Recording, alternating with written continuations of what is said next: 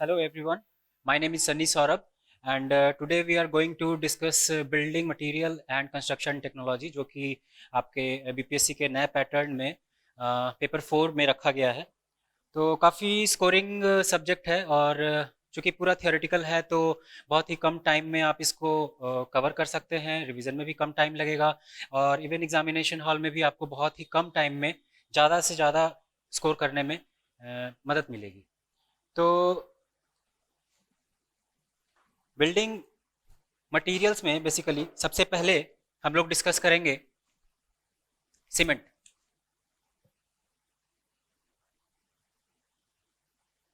और चूंकि इसमें तो ये पेपर तो सब लोगों के लिए कॉमन है, तो बहुत लोग हैं जिन्होंने ये सब्जेक्ट पहले से पढ़ रखे हैं, ये टॉपिक्स पहले से पढ़ रखे हैं। तो I try my best to cover as much content as I can in shortest time period. Cement के बाद जनरली लाइम और मोटर डिस्कस करते हैं, but I discuss here concrete technology पहले।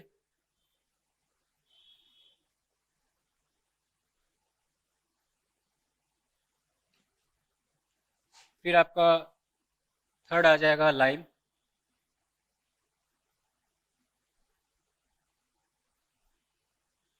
ये बहुत ही छोटे छोटे टॉपिक्स हैं।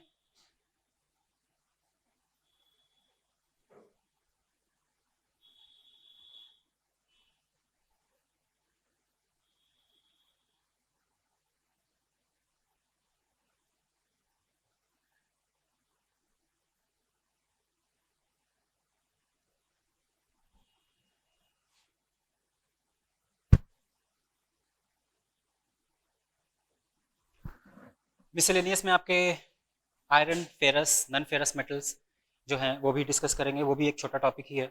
मेन जो हमें टाइम लगेगा वो cement, concrete technology, bricks and timber से। तो 6 से 7 सवाल एक्सपेक्टेड हैं आपके एग्जामिनेशन में आने के। तो 14 से 15 नंबर जो है आप यहाँ से स्कोर कर सकते हैं। तो शुरुआत करते हैं हम लोग सीमेंट से। तो सीमेंट को डिफाइन कैसे करते हैं? Cement is a building material, powdery substance which when added with water it produces a paste which has both adhesive and cohesive properties। तो adhesive का मतलब हुआ कि अगर dissimilar particles के बीच में जो bonding होगी वो adhesive होगा। cohesive का मतलब होता है जो similar particles के बीच में bonding होगी वो cohesive होगी। लाइक सीमेंट पार्टिकल और सैंड के बीच में या सीमेंट या एग्रीगेट के बीच में यदि बॉन्डिंग होती है that is because of adhesive property. लेकिन दो सीमेंट पार्टिकल्स के बीच में यदि बॉन्डिंग हो रही है that will be because of cohesive property. तो ये यहाँ से ऑब्जेक्टिव आ सकता है, it has adhesive property, it has cohesive property और it has both adhesive and cohesive. So तो पहले मैं कोशिश करता हूँ कि आप लोगों को पहले मैं एक्सप्लेन कर दूँ, एक रफ आइडिया दे दूँ, उसके बाद मैं बोर्ड पे जो भी होगा लिख दूंगा and you can take the screenshot, ताकि आपको फर्दर जो है नोट डाउन ना करना पड़े, प्लस आपको रिवीजन में भी मदद मिलेगी, आसानी से रिवीजन हो जाएगा। तो जैसा कि मैंने बताया आपको कि सीमेंट जो है एक पाउडरी सब्सटेंस है with both cohesive and adhesive property when it is converted into a paste after addition of water. तो जब वाटर हम लोग ऐड करते हैं तो जो रिएक्शन होता है वो एक्सोथर्मिक रिएक्शन होता है और जो पेस्ट बनता है उसमें CSH जेल प्रोड्यूस होते हैं which is basically responsible for the adhesive property. अब जो है हम लोग सबसे पहले बात करेंगे बेसिक इंग्रेडिएंट्स की, कि सीमेंट के प्रोडक्शन के लिए, मैन्युफैक्चरिंग के लिए बेसिक इंग्रेडिएंट्स क्या हैं। तो बेसिक इंग्रेडिएंट्स होता है ऐसे तो लाइमस्टोन होता है, इसको कैल्सेरियस एलिमेंट भी बोलते हैं। और दूसरा जो बेसिक इंग्रेडिएंट है वो है आपका अर्जिलेशियस सब्सटेंस लाइक क्ले, शेल। तो ये बेसिक इंग्रेडिएंट्स हो गए। लेकिन बेसिक कंपोनेंट्स की बात करें, केमिकल कंपोनेंट्स की बात करें, तो उसमें lime, silica, alumina, iron oxide, magnesia, sulphur and alkalis, ये सारे के सारे बेसिक केमिकल कंपोनेंट्स होंगे जिनका परसेंटेज भी हम लोग अभी डिस्कस करेंगे और जिसके हर इंग्रेडिएंट का क्या फंक्शन है, क्या रोल है सीमेंट में, वो भी हम लोग देखेंगे। तो बेसिकली ये बेसिक इंग्रेडिएंट्स की जो मैं बात कर रहा था ये कैल्सीरियस मटेरियल हो गया, जो कि लाइम, जो हम लोग लाइमस्टोन के फॉर्म में एक्सट्रैक्ट करते हैं माउंटेन्स से या फिर माइंस से, वो यहाँ यूज़ करते हैं। अर्जिलेशियस मटेरियल में आपके शेल एंड क्ले, ये डायरेक्ट ऑब्जेक्टिव के तौर पे भी आए हुए हैं इंजीनियरिंग सर्विसेज एग्जामिनेशन में। ये बेसिक इंग्रेडिएंट्स हो गए। उसके बाद ये जब मिक्स करते हैं तो इसमें से जो केमिकल कंपोनेंट्स निकलते हैं वो कुछ इस तरह के होते हैं कि calcium oxide, lime, silica, alumina, iron oxide, ये हम लोग अलग से डालते हैं। जिप्सम ये इनमें होता नहीं है, इसलिए मैंने इसे रेड से लिखा है और इसका पर्पस भी कुछ अलग होता है। फिर उसके बाद magnesia, sulphur and then alkali. अब हम पढ़ेंगे ये कि इनका कंट्रीब्यूशन क्या क्या होता है। सवाल सीधा सीधा आ जाता है कि which of the components are responsible for strength, which are the components are responsible for soundness और अनसाउंडनेस। एक्सेस में कौन सा होगा तो क्या प्रॉपर्टी इंड्यूस हो जाएगी, डेफिशिएंसी होगी तो क्या प्रॉपर्टी जो है वो इंड्यूस हो जाएगी। तो बेसिकली स्ट्रेंथ के लिए जो है calcium and silica are responsible, calcium oxide and silica are responsible for strength.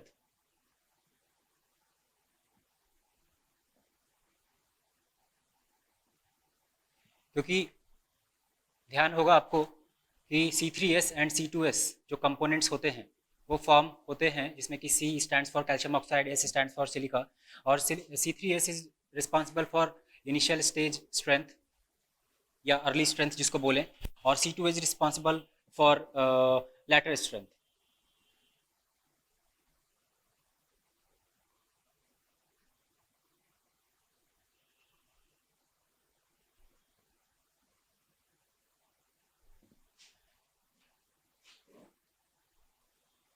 यदि कैल्शियम ऑक्साइड एक्सेस में होगा तो एक प्रॉपर्टी इंड्यूस हो जाती है सीमेंट में या सीमेंट से बनाए हुए कंक्रीट में, जिसे कहते हैं अनसाउंडनेस। तो पहले तो ये समझते हैं कि साउंडनेस क्या होता है। जब हम लोग पानी ऐड करते हैं सीमेंट में तो एक पेस्ट क्रिएट होगा, वो पेस्ट बन जाने के बाद वो ड्राई होगा। तो जब पेस्ट बना हुआ है तो वो वेट कंडीशन है, और जब वो ड्राई हो जाएगा तो ड्राई कंडीशन और वेट कंडीशन में जो वॉल्यूम है वो दोनों ऑलमोस्ट सेम होने चाहिए for maintaining good integrity of the structure, चाहे वो बीम हो, कॉलम हो या कोई सा भी कंपोनेंट हो स्ट्रक्चर का। अगर उसकी इंटेग्रिटी आपको प्रॉपर मेंटेन रखनी है तो वॉल्यूम में बहुत ज़्यादा चेंज नहीं आना चाहिए। एक श्रिंकेज आता है बट वो श्रिंकेज भी जो है वो एक लिमिट के अंदर होना चाहिए कोडल प्रोविजन के अकॉर्डिंग, वो हम लोग बाद में डिस्कस करेंगे। तो यदि वो वॉल्यूम सेम ना रह के वॉल्यूम में इंक्रीमेंट होता है ड्राई होने के बाद तो उसे कहेंगे अनसाउंड। तो ये अनसाउंडनेस नहीं होनी चाहिए क्योंकि इससे जो है रप्चर आता है सीमेंट में और रेसिडुअल स्ट्रेसेस डेवलप हो जाते हैं। तो यदि ये एक्सेस में होगा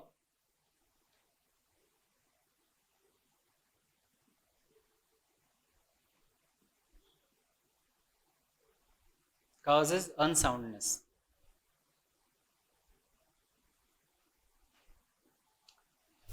सिलिका की बात करते हैं। सिलिका भी स्ट्रेंथ प्रोवाइड करता है जैसा कि हमने देखा। जो एल्यूमिना है, alumina is basically responsible for inducing quick setting, जिसे फ्लैश सेटिंग भी कहते हैं। और initial heat of hydration hydration जो है वो भी प्रोड्यूस होता है C3A की वजह से। ये सारे बॉक्स कंपाउंड हैं जो कि हम लोग आगे भी एक बार देखेंगे, व्यू करेंगे कि उनका क्या परसेंटेज अवेलेबल होता है। बट एक यहाँ पे डिस्कस करने के तौर पे मैं आपको बस हिंट के लिए दिखा दे रहा हूँ कि एल्यूमिना जो है वो कौन सा कंपाउंड बनाएगा, C3A। तो इट इम्पार्ट्स क्विक सेटिंग।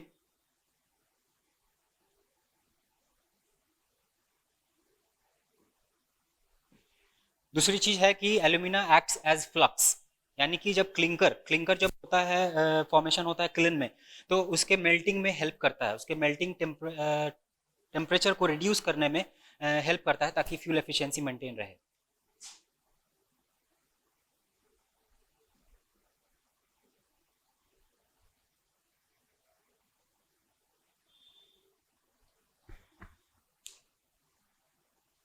बाकी के कंपोनेंट्स के बारे में मैं पहले लिख देता हूँ, उसके बाद फिर हम लोग डिटेल में डिस्कस करेंगे इस चीज़ को। तो ये कंट्रीब्यूशन जो है हमने लिख डाला है, और इधर आप परसेंटेज में भी देख सकते हैं कि जो मेजर कंपोनेंट्स अपने होते हैं वो यही चार होते हैं, lime, silica, alumina and iron oxide. तो मेन जो स्ट्रेंथ अगर कंसिडर करें, स्ट्रेंथ किस वजह से आएगी तो वो लाइम एंड सिलिका की वजह से आएगी, जिसे C और S से इंडिकेट करते हैं। और आगे हम लोग पढ़ेंगे कि C3S एंड C2S नाम के बॉक्स कंपाउंड बनते हैं which are responsible for early strength and later strength. उसके बाद जो है हमने ये भी देखा कि अगर एक्सेस में लाइम प्रेजेंट होगा तो अनसाउंडनेस होगा। अनसाउंडनेस क्या होता है वो हमने अभी थोड़ी देर पहले डिस्कस किया है। उसी तरीके से यदि मैग्नीशिया भी प्रेजेंट होगा एक्सेस में तो अनसाउंडनेस होगा। यदि सल्फर भी प्रेजेंट होगा सीमेंट में ज़रूरत से ज़्यादा तो it will cause unsoundness. Unsoundness को हम लोग एक बार अलग से भी फर्दर डिस्कस करेंगे अच्छे से। जो एल्यूमिना है, जैसा कि हमने पहले बोला कि it acts as flux and it lowers down the melting point of the material during clinker formation. ठीक है, यही जो एल्यूमिना है ये फर्दर जो है बॉक्स कंपाउंड में C3 ट्राई कैल्शियम एल्यूमिनेट नाम का एक कंपाउंड बनाता है which is responsible for flash setting. Flash setting क्या होता है? फ्लैश सेटिंग होता है कि हार्डनेस या प्लास्टिसिटी जो है वो तुरंत लूज हो जाती है पेस्ट की और इसकी वजह से प्लेसिंग एंड कॉम्पैक्शन में दिक्कत आती है। तो ये एक हार्मफुल प्रॉपर्टी है ज़्यादातर जगह पे। फ्लैश सेटिंग कहीं कहीं रिक्वायरमेंट होती है और उसके लिए हम लोग बाद में बात करेंगे। लेकिन इस फ्लैश सेटिंग को प्रिवेंट करने के लिए हम लोग जिप्सम ऐड करते हैं, जो मैंने यहाँ रेड कलर से लिखा है। ये चीज़ें जो है ऐड की जाती हैं ग्राइंडिंग के समय में, जब फाइनल प्रोडक्शन होने लगता है क्लिंकर के फॉर्मेशन के बाद, तब हम लोग जिप्सम ऐड करते हैं। 3 to 4%, इसका अपर लिमिट 4% है। जिप्सम भी ज़्यादा नहीं डालना होता है, नहीं तो इसके वजह से भी अनसाउंडनेस आ सकती है सीमेंट में। ठीक है। और जो आपका आयरन ऑक्साइड है और मैग्नीशियम, ये दोनों कलर इंड्यूसिंग कंपोनेंट्स हैं। आयरन ऑक्साइड की वजह से रेडिश ब्राउन कलर आता है, मैग्नीशियम ऑक्साइड की वजह से येलो कलर आता है। और ये दोनों कलर कंबाइन होके, reddish brown and yellow colour combine होके जो है सीमेंट का ग्रीनिश ग्रे कलर होता है, वो उसको जो है प्रोड्यूस करते हैं। अल्कली, अल्कली में आता है आपका सोडियम ऑक्साइड, पोटेशियम ऑक्साइड। तो ये एक्चुअली हार्मफुल कंपोनेंट्स हैं जो कि एफ्लोरेसेंस कॉज करते हैं। अब ये एफ्लोरेसेंस क्या होता है? एफ्लोरेसेंस होता है कि जब वाटर में जो सॉल्ट्स, ये अल्कली जो प्रेजेंट है मटेरियल में, ये ब्रिक में भी होता है कि ये डिज़ोल्व हो जाते हैं वाटर में, और फिर उसके बाद ये सरफेस पे आते हैं। सरफेस पे आने के बाद जब वाटर इवेपोरेट होता है तो वाइट फंगस टाइप सब्सटेंस जो है वो लेफ्ट आउट हो जाता है सरफेस पे, जिसकी वजह से स्टेनिंग हो जाती है। ठीक है, वो देखने में अपीयरेंस उसका स्पॉइल हो जाता है स्ट्रक्चर का। तो एक अनडिजायर्ड प्रॉपर्टी है ये होना नहीं चाहिए। यहाँ पे मैंने एफ्लोरेसेंस का डेफिनेशन एक तरीके से लिख दिया है कि water soluble salts come to the surface and are left after evaporation of water causing staining. ठीक है। अनसाउंडनेस की बात हमने 3 बार करी है यहाँ पे, तो यहाँ पे मैं आपको अलग से लिख ही देता हूँ कि अनसाउंडनेस जो है किस किस वजह से होता है।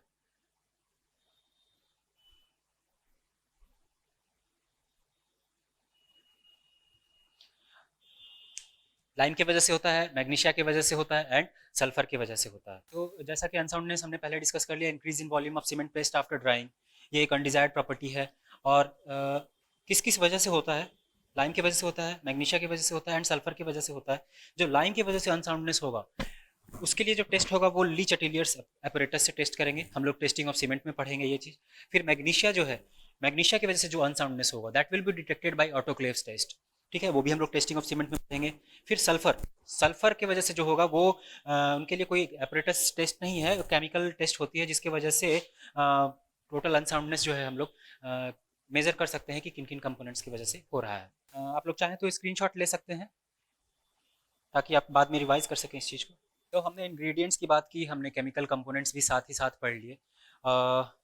लेकिन सीमेंट बनाने का जो मेथड होता है वो ड्राई मेथड होता है, वेट मेथड होता है। वेट मेथड जो होता है वो ऑब्सोलीट हो चुका है, वो यूज़ नहीं होता और ना तो एग्जामिनेशन पॉइंट ऑफ व्यू से इम्पॉर्टेंट है। तो हम लोग ड्राई प्रोसेस पढ़ेंगे। मैं एक बार ऐसे समझा देता हूँ, फिर मैं बोर्ड पे आपको फ्लो चार्ट भी बना दूंगा। तो ड्राई प्रोसेस में करते क्या है कि जो बेसिक मटेरियल्स हैं, जो इंग्रेडिएंट्स हैं, लाइमस्टोन हो गया, अदर मटेरियल्स हो गया, उनको पहले क्रशिंग कर लेते हैं। 25 mm साइज के चिप्स बना लेते हैं। फिर उनको ग्राइंडिंग करते हैं। ग्राइंडिंग करने के बाद उनको स्टोर करते हैं साइलोज में या अदर कंटेनर्स में। स्टोरेज के बाद जितने प्रोपोर्शन में जो मटेरियल चाहिए, जैसे लाइम अपने को 62 to 67% चाहिए, सिलिका का एक अपना एक परसेंटेज है 17 to 25%। तो उस हिसाब से जो हॉपर्स होते हैं जो कि पोर डाउन करते हैं मटेरियल्स को, वो कैलिब्रेट किए जाते हैं कंप्यूटर से। तो उसके अकॉर्डिंग वो सेट कर दिए जाते हैं, प्रॉपर प्रोपोर्शन में मटेरियल्स हॉपर पे फॉल डाउन करते हैं, और उसके बाद उनकी मिक्सिंग होती है। वो उनको प्री हीटर पे ले जाया जाता है, प्री हीटर से वो नीचे गिराया जाता है। प्री हीटर में गैसेस नीचे से ऊपर जा रही होती हैं, जिसका टेम्परेचर होता है 800 डिग्री सेल्सियस, इसीलिए इसे प्री हीटर कहते हैं। मेल्ट डाउन होने से पहले इसकी हीटिंग हो रही है यहाँ पे रॉ मटेरियल की, इसलिए इसे प्री हीटिंग कहते हैं। और उस कंपोनेंट जो मशीन है उसको प्री हीटर कहते हैं। और जो किलन होता है, किलन जो है मेन पोर्शन है जिसमें कि टेम्परेचर 1300 डिग्री सेल्सियस मेंटेन किया जाता है, और उसमें जो आपके रॉ मटेरियल्स हैं वो मेल्ट डाउन करते हैं, क्लिंकर्स फॉर्म होते हैं, नॉड्यूल्स बनते हैं, और फिर उसके बाद वो जो है इसके दूसरे एंड से वो बाहर निकाले जाते हैं, उनको स्टोरेज किया जाता है। फिर उसके बाद जो है उन्हें बॉल मिल में भेजा जाता है। बॉल मिल में दूसरे मटेरियल्स लाइक फ्लाई ऐश को ऐड करते हैं, जिप्सम को ऐड करते हैं जितने प्रोपोर्शन में रिक्वायर्ड है। और उसके बाद उनकी ग्राइंडिंग होती है। डिफरेंट टाइप के डिफरेंट साइज के बॉल होते हैं, जितनी फाइननेस की रिक्वायरमेंट है उतने फाइननेस तक जो है उसकी ग्राइंडिंग करने के बाद उसको पैकिंग करते हैं और उसको ट्रांसपोर्ट करते हैं। तो इसी को जो है I am going to present in the form of flow chart on your board. आप जो है इसका स्क्रीनशॉट ले लेंगे बाद। तो ये रहा फ्लो चार्ट जो कि अभी हमने थोड़ी देर पहले डिस्कस किया था कि कैसे हम रॉ मटेरियल को सोर्स से लेते हैं, फिर उसके बाद क्रशिंग करते हैं, ग्राइंडिंग करते हैं, उसको स्टोर करते हैं। जो स्टोर मटेरियल होता है उसको रॉ मील कहा जाता है। फिर उसे प्री हीटर से ऊपर से गिराते हैं। ये गैसेस जो हैं वो नीचे से ऊपर जा रही होती हैं, दोनों मिलते हैं रास्ते में, और 800 डिग्री सेल्सियस पे इसकी प्री हीटिंग होती है। फिर उसके बाद ये किलन में एंटर करते हैं। किलन में टेम्परेचर मेंटेन किया जाता है 1300 डिग्री सेल्सियस। यही जब ब्रिक की बात करेंगे आगे, जब हम लोग ब्रिक पढ़ेंगे, तो उसमें किलन का टेम्परेचर होता है 1100 डिग्री सेल्सियस। ठीक है, उसमें थोड़ा कम टेम्परेचर रखते हैं। ये ऑब्जेक्टिव के तौर पे सीधा सीधा सवाल आ जाता है। उसके बाद जो किलन का रोटेशन पूछा हुआ है, 2017 का जो एई एग्जाम हुआ था उसमें किलन का रोटेशन पूछा हुआ था। तो 5 आरपीएम के आसपास मेंटेन करते हैं इसका रोटेशन, रिवॉल्यूशंस पर मिनट। ठीक है, उसके बाद यहाँ से जब क्लिंकर फॉर्म हो जाते हैं, इनको साइलोज में स्टोर किया जाता है। स्टोर करके उसको कन्वेयर बेल्ट से फिर कन्वे करते हैं बॉल मिल तक। उससे मिक्सिंग की जाती है, मिक्स करते हैं उसमें फ्लाई ऐश और जिप्सम, जैसा कि हमने पहले बात की है। फिर उसके बाद ग्राइंडिंग होती है। ग्राइंडिंग के बाद हमारा मटेरियल तैयार हो चुका है सीमेंट का, पैकेजिंग, और फिर उसके बाद ट्रांसपोर्टेशन। ये चलिए प्रोडक्शन हो गया हमारा, कंपोनेंट पढ़ लिया हमने। उसके बाद जब हमारा पाउडर तैयार हो गया, सीमेंट हम मटेरियल जो है मार्केट से ले आया, उसके बाद हमने वाटर एडिशन किया। अब वाटर एडिशन के बाद क्या होता है, तो बोक्स कंपाउंड फॉर्म होते हैं। बोक्स कंपाउंड कहते हैं, सीधा सीधा यहाँ से भी ऑब्जेक्टिव आता है। बोक्स कंपाउंड हो जाते हैं आपके tricalcium aluminate, tetracalcium aluminoferrite, tricalcium silicate, dicalcium silicate. There are 4 Bogue's compounds which are formed. और चूंकि सीमेंट के डिफरेंट डिफरेंट प्रॉपर्टीज होते हैं, जैसे कहीं पे रैपिड हार्डनिंग सीमेंट चाहिए, एक्स्ट्रा रैपिड हार्डनिंग सीमेंट चाहिए, तो इन्हीं कंपोनेंट्स को वैरी किया जाता है। और इन कंपोनेंट्स को वैरी करने के लिए इनके बेसिक इंग्रेडिएंट्स को फिर वैरी करते हैं, ऊपर नीचे करते हैं, परसेंटेज वैरी करते हैं। तो हम लोग बोक्स कंपाउंड पढ़ते हैं पहले। तो बॉक्स कंपाउंड, जैसा कि मैंने पहले बताया, फॉर्म्ड आफ्टर वाटर एडिशन। जो कंपाउंड्स हैं वो 4 तरह के कंपाउंड्स हैं, C3A, C4AF, C3S and C2S। इनका परसेंटेज क्या क्या रहता है,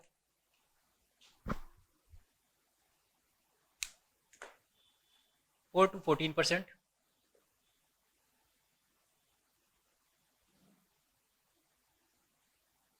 10 to 18%, 45 to 65%, 15 to 35%। Formation time मतलब कितने टाइम के अंदर ये फॉर्म हो जाता है, ये 1 डे, विद इन 24 आवर्स।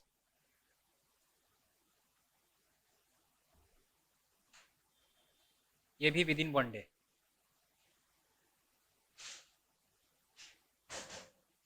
इसे बनने में 3 days to 7 days या 1 वीक लिख लेते हैं। और इसे बनने में 1 month to 1 year।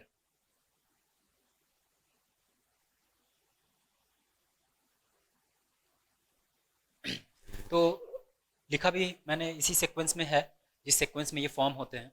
90 days heat of hydration, 310 calorie पर ग्राम। ठीक है, 100 कैलोरी पर ग्राम, 105 कैलोरी पर ग्राम, एंड दिस इज 40 कैलोरी पर ग्राम। ये क्यों लिखा है हमने, इसके पीछे कारण है। हम लोग आगे पढ़ेंगे टाइप्स ऑफ सीमेंट, जिसमें लो हीट सीमेंट पढ़ेंगे, इसमें पढ़ेंगे रैपिड हार्डनिंग सीमेंट। तो लो हीट सीमेंट चाहिए तो कौन सा कंपोनेंट कम कर देना है, अगर रैपिड हार्डनिंग सीमेंट चाहिए तो कौन सा कंपोनेंट बढ़ा देना है, हीट ऑफ हाइड्रेशन का पर्पस क्या है, ये सब भी इंपॉर्टेंट है, इस पे सवाल बनते हैं। और ये सारे इंटर रिलेटेड हैं, ये अपने को रटने की ज़रूरत नहीं है, ये समझने की ज़रूरत है। ठीक है, ये समझ जाने के बाद कोई सा भी सवाल हमसे सॉल्व हो जाएगा। फंक्शन देखते हैं, C3A का फंक्शन क्या है। हमने पहले पढ़ा था एल्यूमिना। एल्यूमिना जो है वो लाइम के साथ कंबाइन होकर C3A बनाता है। और एल्यूमिना में हमने पढ़ा था it is responsible for flash setting, और उस फ्लैश सेटिंग को प्रिवेंट करने के लिए हम लोग जिप्सम ऐड करते हैं, याद होना चाहिए आपको। This causes flash setting.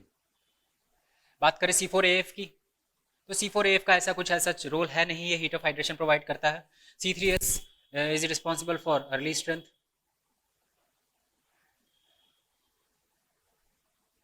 And C2S is responsible for later strength.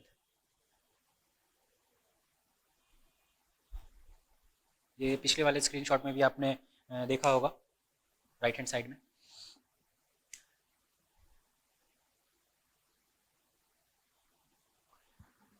देखिए, हीट ऑफ हाइड्रेशन पे सवाल आते हैं ऑब्जेक्टिव में कि सबसे ज़्यादा हीट ऑफ हाइड्रेशन कौन रिलीज करता है।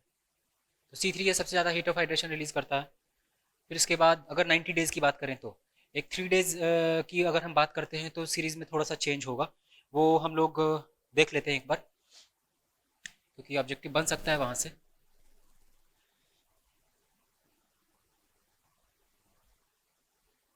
HOH means heat of hydration.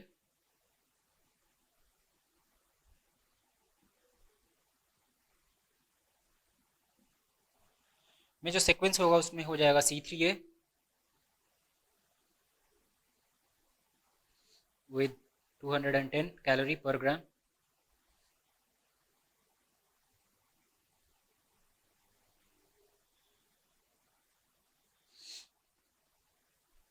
C4AF 70, C3S 60 and C2S will give you 10 calories per gram। ये 3 डे हीट ऑफ हाइड्रेशन है।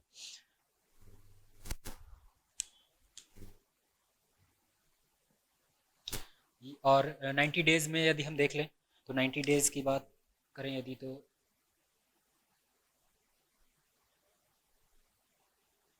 में जो सीरीज़ होगी वो हो जाएगी C3A, C3S, C4AF and C2S।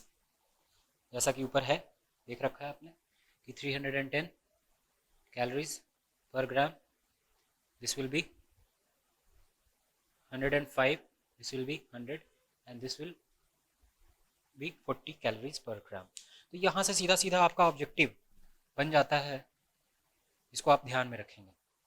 एक बार ये डिस्कस कर लेते हैं कि डिफरेंट वर्क्स में डिफरेंट टाइप के सीमेंट्स जब चाहिए होते हैं तो हमें कौन सा कंपोनेंट इंक्रीज़ करेंगे, कौन सा कंपोनेंट डिक्रीज़ करेंगे।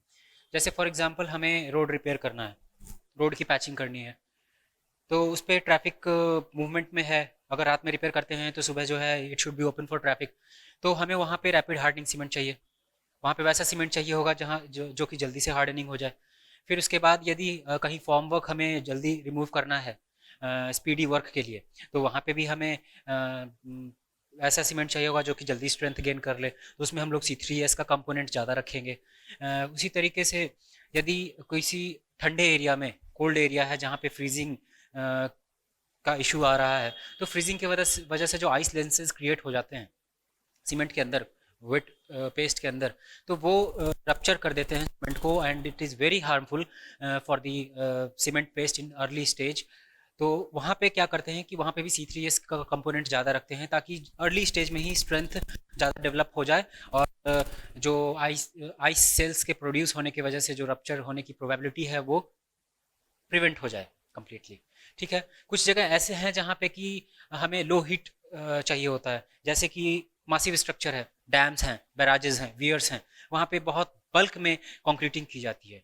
तो वहाँ क्या होता है कि यदि बल्क में सीमेंट यूज़ किया जाए या कंक्रीट यूज़ किया जाए तो टेम्परेचर बहुत ज़्यादा इंक्रीज होता है, क्योंकि हमने पढ़ा है कि वाटर और सीमेंट का जो रिएक्शन होता है वो एक्सोथर्मिक होता है। तो यदि अर्ली स्टेज में हीट ऑफ हाइड्रेशन प्रोडक्शन बहुत ज़्यादा होगा तो उससे होगा क्या कि टेम्परेचर की वजह से थर्मल क्रैक्स आएंगे सीमेंट में, और जब स्ट्रक्चर पे लोड आएगा, फाइनली हाइड्रोलिक लोड्स आएंगे, तो फिर स्ट्रक्चर की इंटीग्रिटी जो है वो डिस्ट्रॉय हो जाएगी, स्ट्रक्चर फेल कर जाएगा। तो वहाँ पे हमें लो हीट सीमेंट की ज़रूरत होगी, वहाँ पे वैसे कंपोनेंट्स ऐड करेंगे जो कम हीट देते हैं जैसे C2S, और वहाँ वो कंपोनेंट्स कम कर देंगे जो ज़्यादा हीट देते हैं जैसे C3A, यानी कि C3A का कंपोनेंट वहाँ कम कर देंगे और C2S का कंपोनेंट वहाँ बढ़ा देंगे। इसी तरीके से जैसे जैसे डिफरेंट प्रॉपर्टीज़ की रिक्वायरमेंट होती है वैसे वैसे इन कंपोनेंट्स वैरी करते हैं by varying the basic ingredients. जैसा कि हम लोगों ने पहले डिस्कस कर लिया है हमने कि हाई अर्ली स्ट्रेंथ है, यदि आपको रिक्वायर्ड है तो C3S का कंपोनेंट बढ़ा देंगे।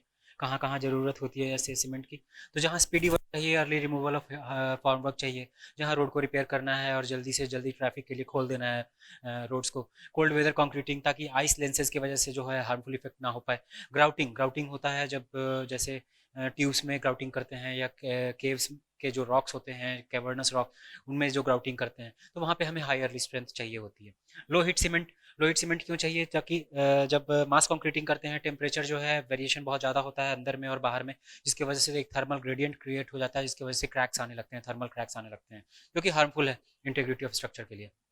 मास कंक्रीटिंग हो गई, हाइड्रोलिक स्ट्रक्चर्स हो गए, डैम, वियर, बैराजेस, तो इनके लिए जो है हमें लो हीट सीमेंट का इस्तेमाल करना पड़ता है। अच्छा, अब हम लोग एक चीज़ और देखेंगे कि जो C3S का कंपोनेंट है वो उसके हाइड्रेशन के लिए कितना वाटर चाहिए, C2S के हाइड्रेशन के लिए कितना वाटर चाहिए, और अगर पूरे सीमेंट की बात की जाए ओवरऑल तो उसके हाइड्रेशन के लिए कितना परसेंटेज वाटर चाहिए। तो जो C3S है उसके लिए 23% ऑफ वाटर बाई वेट चाहिए। अगर C2S की बात तो 21% बाई वेट चाहिए वाटर हाइड्रेशन के लिए। और अगर ओवरऑल सीमेंट की बात करें तो सिर्फ अगर हाइड्रेशन के लिए देखा जाए तो 23% के आसपास वाटर चाहिए उसमें बाई वेट, एंड 15% वाटर जो है वो जेल पोर्स में ऑक्यूपाई हो जाते हैं। तो ये वाटर इसलिए इंपॉर्टेंट होता है जो जेल पोर में जो ऑक्यूपाई होते हैं क्योंकि यदि ये वाटर 15% अवेलेबल नहीं होगा तो जेल पोर्स के फॉर्मेशन रुक जाएंगे, और जैसे ही जेल पोर का फॉर्मेशन रुकेगा वैसे ही हमारा फर्दर हाइड्रेशन ऑफ सीमेंट भी रुक जाएगा। यानी कि यदि सिर्फ 23% ऑफ वाटर हम प्रोवाइड कर दें सीमेंट को तो that will not lead to complete hydration of cement. हमें पोर वाटर जेल पोर्स के स्पेस को ऑक्यूपाई करने के लिए भी वाटर का प्रोविजन करना होगा, तभी हमारा कंप्लीट हाइड्रेशन हो पाएगा। तो अल्टीमेटली यदि देखा जाए तो 23 प्लस 15% यदि ऐड करें तो 38% of water by wait is needed for complete hydration of cement. इसको हम लोग एक बार नोट डाउन कर लेते हैं। तो ये रहा रिटन फॉर्म में कि 24% हमें चाहिए C3S के हाइड्रेशन के लिए, कंप्लीट हाइड्रेशन के लिए, 21% चाहिए C2S के कंप्लीट हाइड्रेशन के लिए। यहाँ से ऑब्जेक्टिव आ सकता है आपका। उसके बाद यदि ओवरऑल सीमेंट की बात करें तो सिर्फ कंप्लीट हाइड्रेशन की बात करें तो 23% चाहिए वाटर बाई वेट, और अगर जेल स्पेस को ऑक्यूपाई करने की बात करें तो 15% बाई वेट वाटर चाहिए। तो हमें इस रिक्वायरमेंट को पूरा करना है, ये हमने अभी डिस्कस किया है। तो ओवरऑल यदि देखा जाए तो इन दोनों को ऐड करके अल्टीमेटली 38% 38% बाई वेट वाटर चाहिए फॉर कंप्लीट हाइड्रेशन। ठीक है, आप स्क्रीनशॉट ले सकते हैं इसका, तब तक मैं इधर लिख देता हूँ।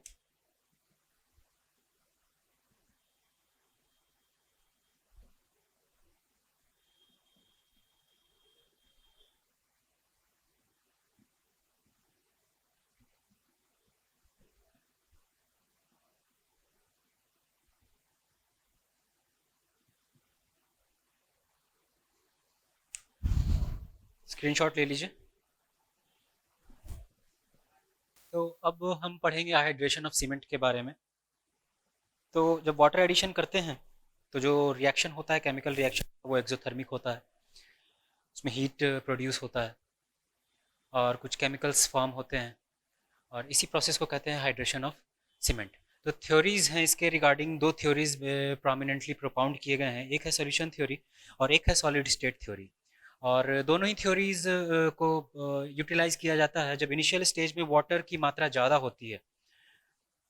तो उस समय सॉल्यूशन थ्योरी जो है डोमिनेट करती है, वो जो कुछ इस तरीके से है कि एक सुपर सैचुरेटेड सॉल्यूशन फॉर्म होता है वाटर और सीमेंट पार्टिकल्स का, और जो प्रोडक्ट्स फॉर्म होते हैं वो इनसॉल्युबल होते हैं, और इस वजह से वो सेटल डाउन हो जाते हैं। अब फिर सेकंड स्टेज में जैसे जैसे वाटर एब्जॉर्ब होता जाता है वाटर सीमेंट पार्टिकल्स से, तो वाटर की क्वांटिटी जो है रिड्यूस होती चली जाती है। तो जब वाटर की क्वांटिटी रिड्यूस होती है तो सॉलिड्स के का अमाउंट जो है वो बढ़ जाता है कंपेरेटिवली। वहाँ पे आता है हमारा सॉलिड स्टेट थ्योरी। इसमें थ्योरी में ये प्रोपाउंडेड है थ्योरी कि एक पार्टिकल जो है उस पर वाटर अटैक करता है और अटैक करके CSH जेल बनाता है which is product of hydration. तो टोटल केमिकल रिएक्शन में दो चीज़ें इंपॉर्टेंट है, एक CSH gel which is product of hydration and एक हीट ऑफ हाइड्रेशन। इसका अपना इंपॉर्टेंस है। यही है जेल जो कि रिस्पॉन्सिबल है बॉन्डिंग के लिए, जो हमारा मैट्रिक्स प्रोड्यूस करता है। और चूंकि वाटर अटैक करता है तो ऐसा नहीं कि कोर तक सीधा पहुंच जाता है, उसको धीरे धीरे टाइम लगता है। और चूंकि CSH जेल जो है वो इम्पेनेट्रेबल होता है, तो जैसे जैसे जेल फॉर्मेशन होता चला जाता है सरफेस पे, वैसे वैसे वाटर का पेनेट्रेटिंग पावर उस पर्टिकुलर पार्टिकल के लिए रिड्यूस होता चला जाता है, यानी कि कोर तक पहुंचने में इसको टाइम लगता है। आपने सुना होगा 3 day strength, 1 day strength, 7 day strength, 28 day strength and 1 year strength. तो हाइड्रेशन जो है एक बहुत ही लंबा प्रोसेस है, कहने के लिए तो ये लाइफ लॉन्ग चलता रहता है, बट 1 ईयर स्ट्रेंथ को 99% ऑफ टोटल अचीवेबल स्ट्रेंथ मान लिया जाता है। और कहने का मतलब कि 1 साल तक हाइड्रेशन कंसिडर कर सकते हैं कि इज गोइंग ऑन। ठीक है, स्ट्रेंथ जो है it is being achieved through out the year. इसमें आप देख सकते हैं वाटर अटैक किया, CSHL बना, जो इनर कोर है वो अनरिएक्टेड कोर जो है वो यहाँ पे लेफ्ट आउट है।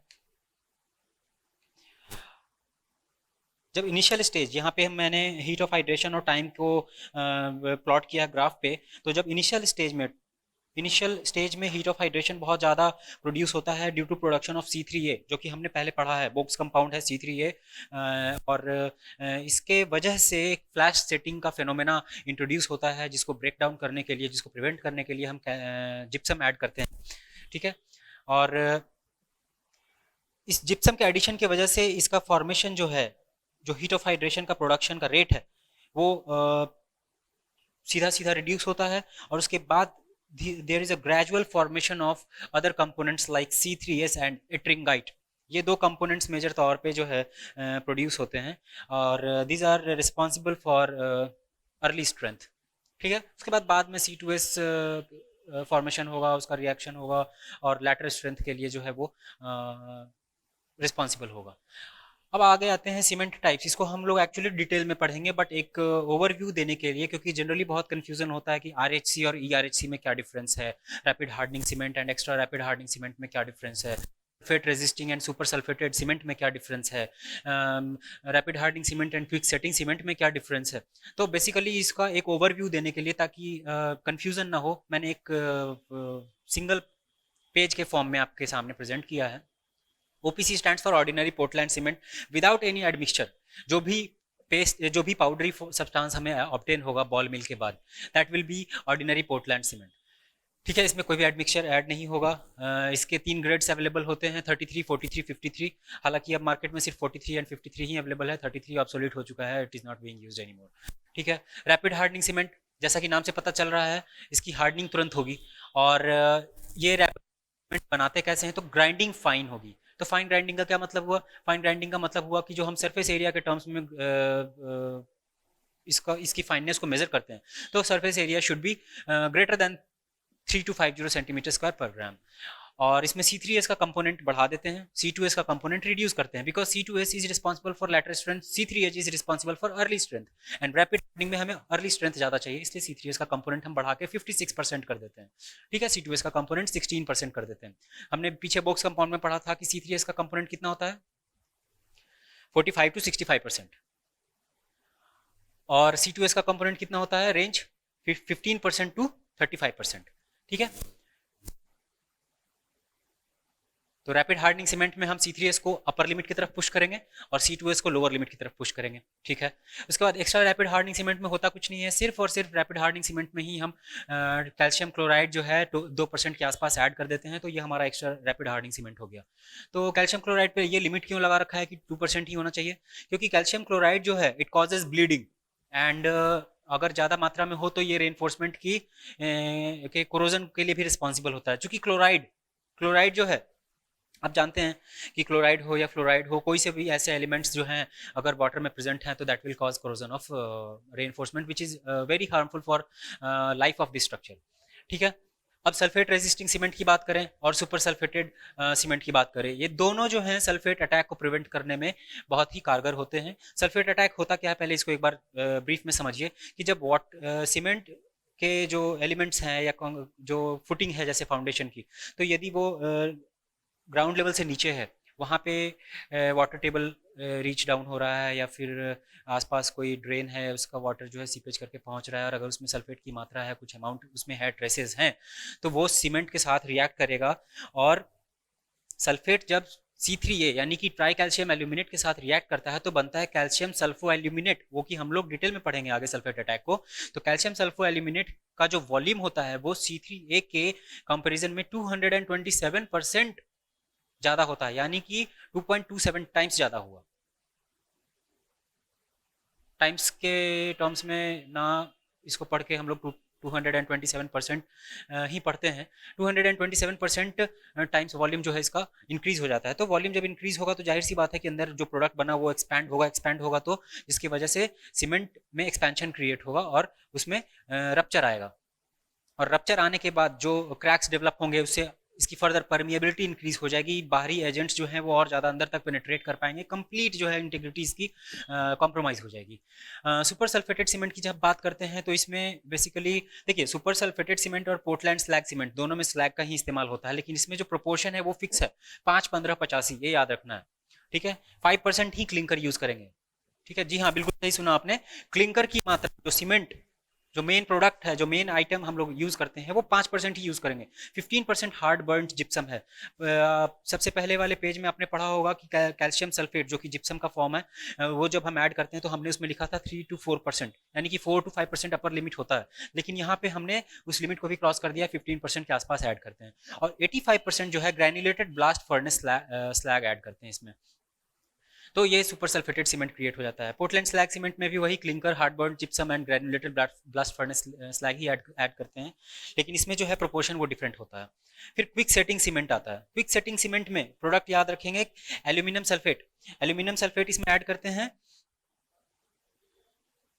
और जिप्सम की मात्रा को, जिप्सम के अमाउंट को रिड्यूस करते हैं। जिप्सम को रिड्यूस करने से क्या होगा, C3A कंपोनेंट का जो एक्शन होगा वो इंक्रीज हो जाएगा, यानी कि फ्लैश सेटिंग कुछ हद तक इंड्यूस होगा, और यही तो हमें चाहिए, यहाँ क्विक सेटिंग सीमेंट चाहिए। तो इसलिए हम जिप्सम को रिड्यूस करते हैं और एल्यूमिनियम सल्फेट इसमें अलग से ऐड करते हैं। अच्छा, low heat cement, low heat cement हमने पहले पढ़ा था, मास कंक्रीटिंग में पढ़ते हैं, ऐड करते हैं, जहाँ पे डैम्स हो गए, वियर्स हो गए, बैराजेस हो गए, जहाँ हाइड्रोलिक स्ट्रक्चर्स हैं वहाँ पे लो हीट सीमेंट ऐड किया जाता है। तो लो हीट सीमेंट बनाने के लिए वैसे कंपोनेंट्स को कम करना होगा जो कि इनिशियल स्टेज में हीट ऑफ हाइड्रेशन ज़्यादा प्रोड्यूस करते हैं, लाइक ट्राइकैल्शियम एल्यूमिनेट C3A, जो कि जिसका 90 डे हीट ऑफ हाइड्रेशन यदि आप पीछे जाकर देखेंगे तो दैट इज 310 कैलोरी पर ग्राम, ठीक है। तो जो सबसे ज़्यादा हीट ऑफ हाइड्रेशन प्रोड्यूस कर रहा है उसकी मात्रा को हम लोग कम कर देंगे, और C3S और C2S के क्वांटिटी को मोर और लेस इक्वल कर देंगे। C3S का कंपोनेंट को रिड्यूस करेंगे और C2S को इंक्रीज करेंगे, और दोनों को एक 40% के लेवल पे ले आएंगे, ठीक है। बाकी इसमें जो एलिमेंट्स बच गए 40, 80 एंड 5, उसके अलावा जो बच गया वो अदर एलिमेंट्स हैं, उसमें फ्लाई ऐश भी होता है, दूसरे एडमिक्सचर्स भी होंगे, ठीक है।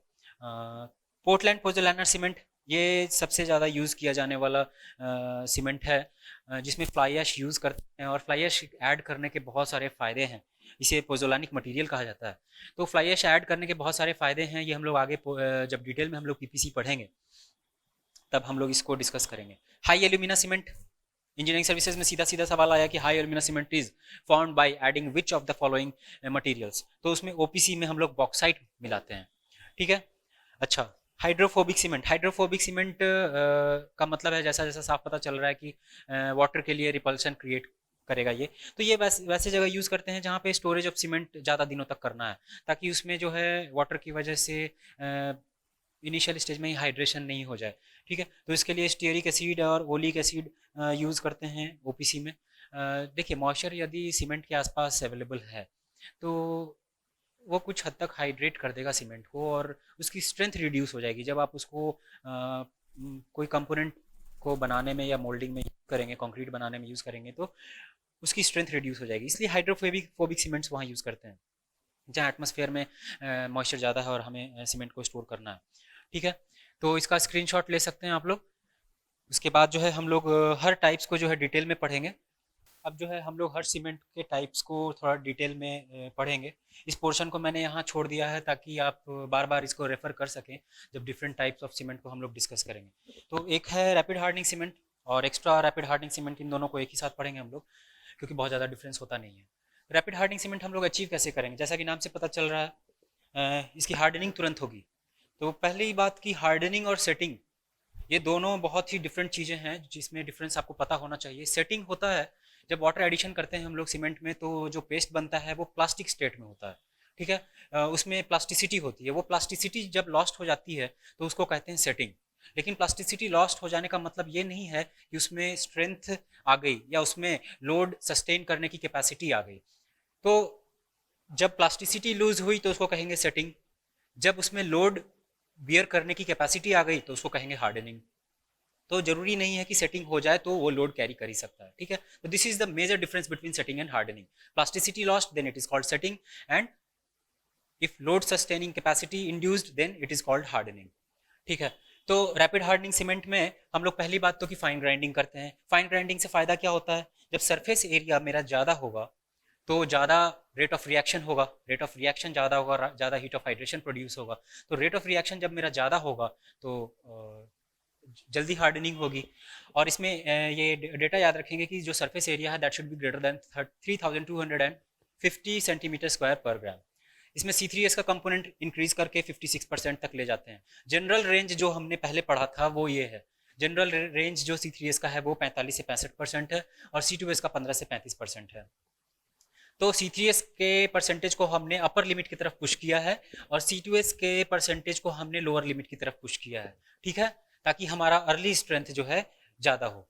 अच्छा, इसका चौथा पॉइंट ये है कि इसका जो 3 डे स्ट्रेंथ होता है रैपिड हार्डनिंग सीमेंट का, that is equivalent to 7 day strength of OPC. OPC क्या था, ऑर्डिनरी पोर्टलैंड सीमेंट, जिसमें कोई भी एडमिक्सचर एडेड नहीं है, ठीक है। अच्छा, इसका यूज़ कहाँ करते हैं, यूज़ करते हैं इसका रोड रिपेयरिंग या पैचिंग में। आपको अर्ली मॉर्निंग जो है कल ट्रैफिक शुरू करना है और आज रात में उसकी रिपेयरिंग करनी है, ट्रैफिक रोक सकते नहीं हैं आप, तो उसमें जो भी आप पैचिंग करेंगे that should be functional as soon as possible, इसलिए extra rapid hardening cement use करते हैं। स्पीडी आरसीसी वर्क, जैसे कि आपको स्पीडी आरसीसी वर्क चाहिए तो उसमें आपको फॉर्म वर्क जल्दी जल्दी रिमूव करना होगा, या जो प्री फैब्रिकेटेड कंपोनेंट्स होते हैं उसमें भी क्या होता है कि एक तरह के कंपोनेंट्स बहुत बल्क में प्रोड्यूस किया जाता है, तो उसमें जो फॉर्म वर्क्स हैं वो उनको रीयूज़ करना होता है, तो उसमें भी extra rapid hardening cement use करके हम लोग फॉर्म्स को रीयूज़ कर सकते हैं जल्दी जल्दी। Cold weather concreting, cold weather concreting में एक्स्ट्रा रैपिड हार्डनिंग सीमेंट क्यों यूज़ करते हैं कि जब कॉन्क्रीट ग्रीन होता है, ग्रीन कॉन्क्रीट किसको बोलते हैं, जो अभी भी प्लास्टिक स्टेट में है, ठीक है, इससे रंग का कोई लेना देना नहीं है। यदि कंक्रीट में सीमेंट में या सीमेंट और अदर मटेरियल्स के मिक्सचर में आपने वाटर ऐड किया है और जो जो फ्रेश पेस्ट अभी अवेलेबल है उसको कहेंगे हम लोग ग्रीन कंक्रीट, तो उसमें प्लास्टिसिटी अभी अवेलेबल है और उसमें जो वाटर मॉलिक्यूल्स अवेलेबल हैं यदि कोल्ड वेदरिंग की वजह से वो बर्फ में कन्वर्ट होगा, तो बर्फ जो है आइस लेंसेज जो हैं उसका वॉल्यूम जो है वो ज़्यादा होता है वाटर से, तो वॉल्यूम जब वो इंक्रीज होगा तो उसके पोर्स बड़े हो जाएंगे, पोर्स बड़े हो जाएंगे तो उससे होगा क्या कि परमिएबिलिटी इंक्रीज कर जाएगी, तो वाटर तो मेल्ट आइस तो मेल्ट डाउन कर जाएगा बाद में, लेकिन जो पोर्स बड़े हो गए और परमिएबिलिटी इंक्रीज हो गई तो बाद में जो बाहरी एजेंट्स हैं, वेदरिंग एजेंट्स हैं या फिर नीचे से अगर वाटर आ रहा है तो एक्सटर्नल एजेंट्स के एंट्री के लिए रास्ता बन जाएगा, जिसकी वजह से ड्यूरेबिलिटी रिड्यूस हो जाएगी सीमेंट की। ये पूरा का पूरा फिनोमेना इंटरकनेक्टेड है। हाइड्रेशन को एक बार और हम लोग ढंग से देखेंगे कि कैसे कैपिलरीज फॉर्म होते हैं, कैसे इंटरकनेक्टेड वॉइड्स फॉर्म होते हैं, ठीक है। तो अभी फिलहाल कोल्ड वेदर कंक्रीटिंग के लिए इतना याद रखेंगे कि आइसलेंस के फॉर्मेशन से पहले ही हार्डनिंग हो जाए ताकि जो है उनकी इंटीग्रिटी कॉम्प्रोमाइज़ ना हो पाए, पोर्स बड़े ना हो पाए, इस वजह से हम लोग रैपिड हार्डनिंग सीमेंट यूज़ करते हैं, ठीक है। एक्स्ट्रा रैपिड हार्डनिंग सीमेंट में करते कुछ नहीं है, इसी रैपिड हार्डनिंग सीमेंट में हम लोग कैल्शियम क्लोराइड ऐड कर देते हैं और उस कैल्शियम क्लोराइड का अमाउंट रखते हैं लेस दैन 2%। लेस दैन 2% क्यों रखते हैं, क्योंकि यदि कैल्शियम क्लोराइड की मात्रा हम लोग ज़्यादा रखेंगे तो it will lead to the bleeding.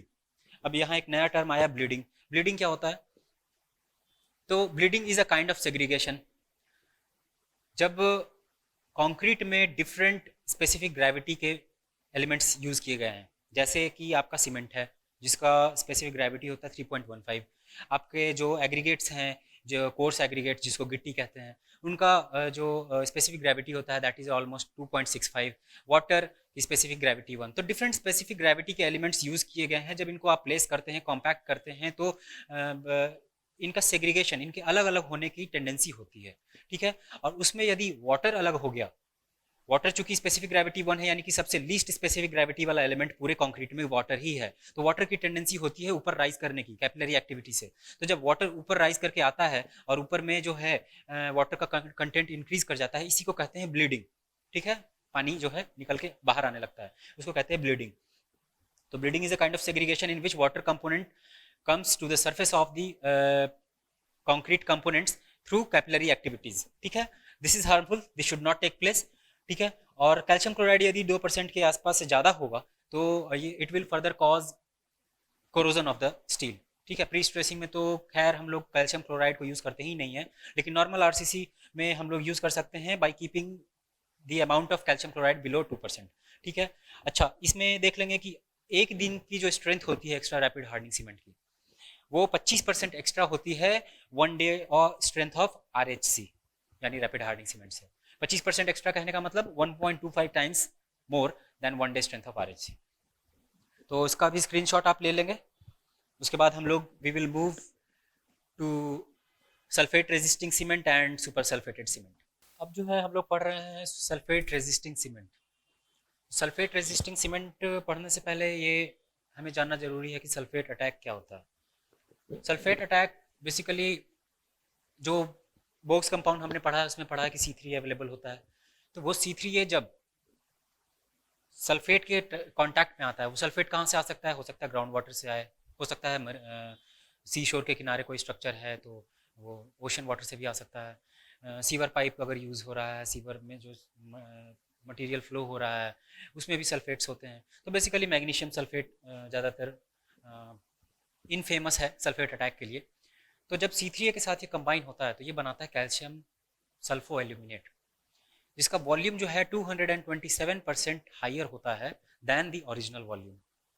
ठीक है, और जब इतना इंक्रीज होता है वॉल्यूम में, अंदर कोई आफ्टर रिएक्शन अगर कोई प्रोडक्ट बन रहा है और इतना ज़्यादा इंक्रीमेंट है, तो जाहिर सी बात है कि वो एक्सपैंड करने की कोशिश करेगा कंपोनेंट को, आरसीसी कंपोनेंट को। और जब वो एक्सपेंशन के कंडीशन में आएगा तो that may cause disruption, fractures आ सकते हैं, माइनर क्रैक्स आ सकते हैं, which will further increase the permeability and reduce the durability. ठीक है, दोनों इंटरकनेक्टेड हैं।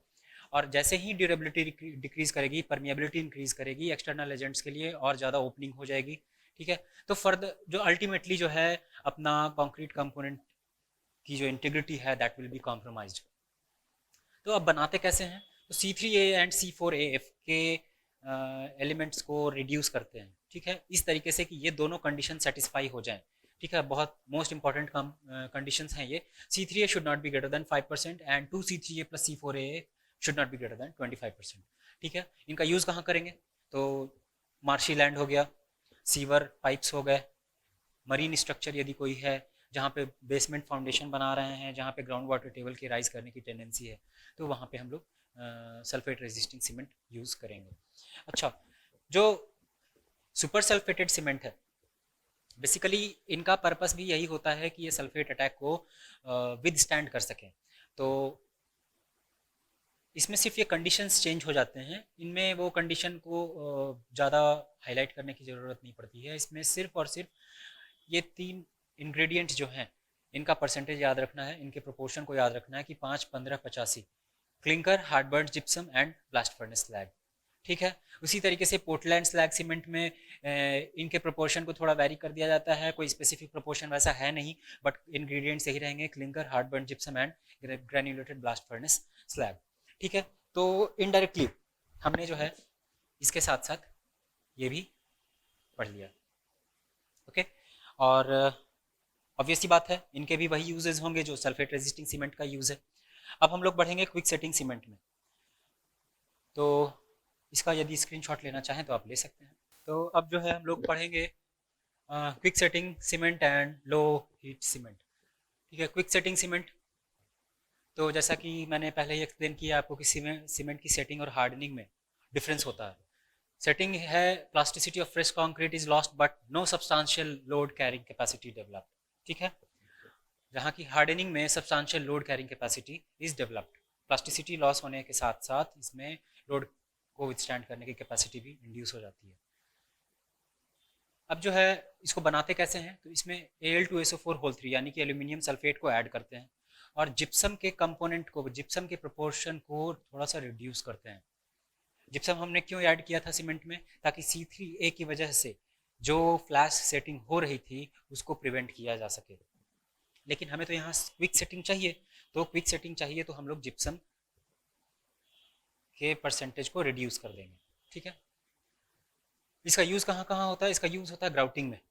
ठीक है, और रनिंग वाटर में कंक्रीटिंग यदि हो रही है, स्टैटिक वाटर में कंक्रीटिंग हो रही है, उसके पीछे रीज़न ये है कि वाटर की टेंडेंसी होती है जब आप कंक्रीट पोर डाउन करते हैं या अगर वाटर रनिंग कंडीशन में है तो सीमेंट को वो बहा ले जाती है अपने साथ। तो इसलिए जो है यदि इनिशियल स्टेज में ही सेटिंग हो जाए, 5 मिनट के अंदर सेटिंग हो जाती है क्विक सेटिंग सीमेंट की। ठीक है, उसका भी फर्दर कंपेरिजन हम लोग पढ़ेंगे आगे। तो उस केस में क्या होता है कि सीमेंट को बहा कर नहीं ले जा सकती रनिंग वाटर यदि हम क्विक सेटिंग सीमेंट यूज़ करें तो, इसलिए यहाँ यूज़ किया जाता है। रिपेयरिंग जो वैसे जगह की रिपेयरिंग जहाँ पे कि सिर्फ हमें अपीयरेंस को सुधारना है और उसके ऊपर जो है हमें पेंटिंग वगैरह करनी है, जहाँ पे सब्सटेंशियल स्ट्रेंथ की रिक्वायरमेंट नहीं है, ठीक है, तो वहाँ पे हम लोग क्विक सेटिंग सीमेंट यूज़ कर सकते हैं। लो हीट सीमेंट जो है, जैसा कि नाम से पता चल रहा है, इसमें हीट ऑफ हाइड्रेशन जो है वो कम होगा। और बार बार इसलिए रिपीट किया जाता है इन चीज़ों को ताकि आपके दिमाग में बिल्कुल अच्छे से बैठ जाए और बिल्कुल आप लॉजिकल रीजनिंग करके जो है आप चीज़ों को कनेक्ट कर सकें। और इसको प्रोड्यूस करते हैं by reducing the amount of C3A, ठीक है। और C3S और C2S के कंपोनेंट को मोर और लेस बराबर कर दिया जाता है, जहाँ पे C3S का जनरल रेंज जो है वो 45 to 65% है, और C2S का जनरल रेंज जो है 15 to 35% है। वहाँ पे हमने C3S को थोड़ा सा रिड्यूस किया, C2S को इंक्रीज किया है और दोनों को बराबर 40% के अराउंड पे लेकर आ गए हैं, ठीक है। ये 100% पूरा नहीं हो रहा तो इसके बारे में ज़्यादा चिंता नहीं करनी है, इसमें और भी दूसरे कंपोनेंट्स भी होते हैं, लाइक फ्लाई ऐश हो गया, ठीक है, जिप्सम हो गया। तो ये मेजर कंपोनेंट्स की परसेंटेज मैंने मेंशन की है। लो हीट ऑफ हाइड्रेशन अगर हो रहा है, इसका मतलब है कि low rate of gain of strength होगा, ठीक है। जो डेज हैं 7 डेज में जो हीट ऑफ हाइड्रेशन है that should B less then 65 calorie पर ग्राम, तभी ये लो हीट सीमेंट के कैटेगरी में फॉल करेगा।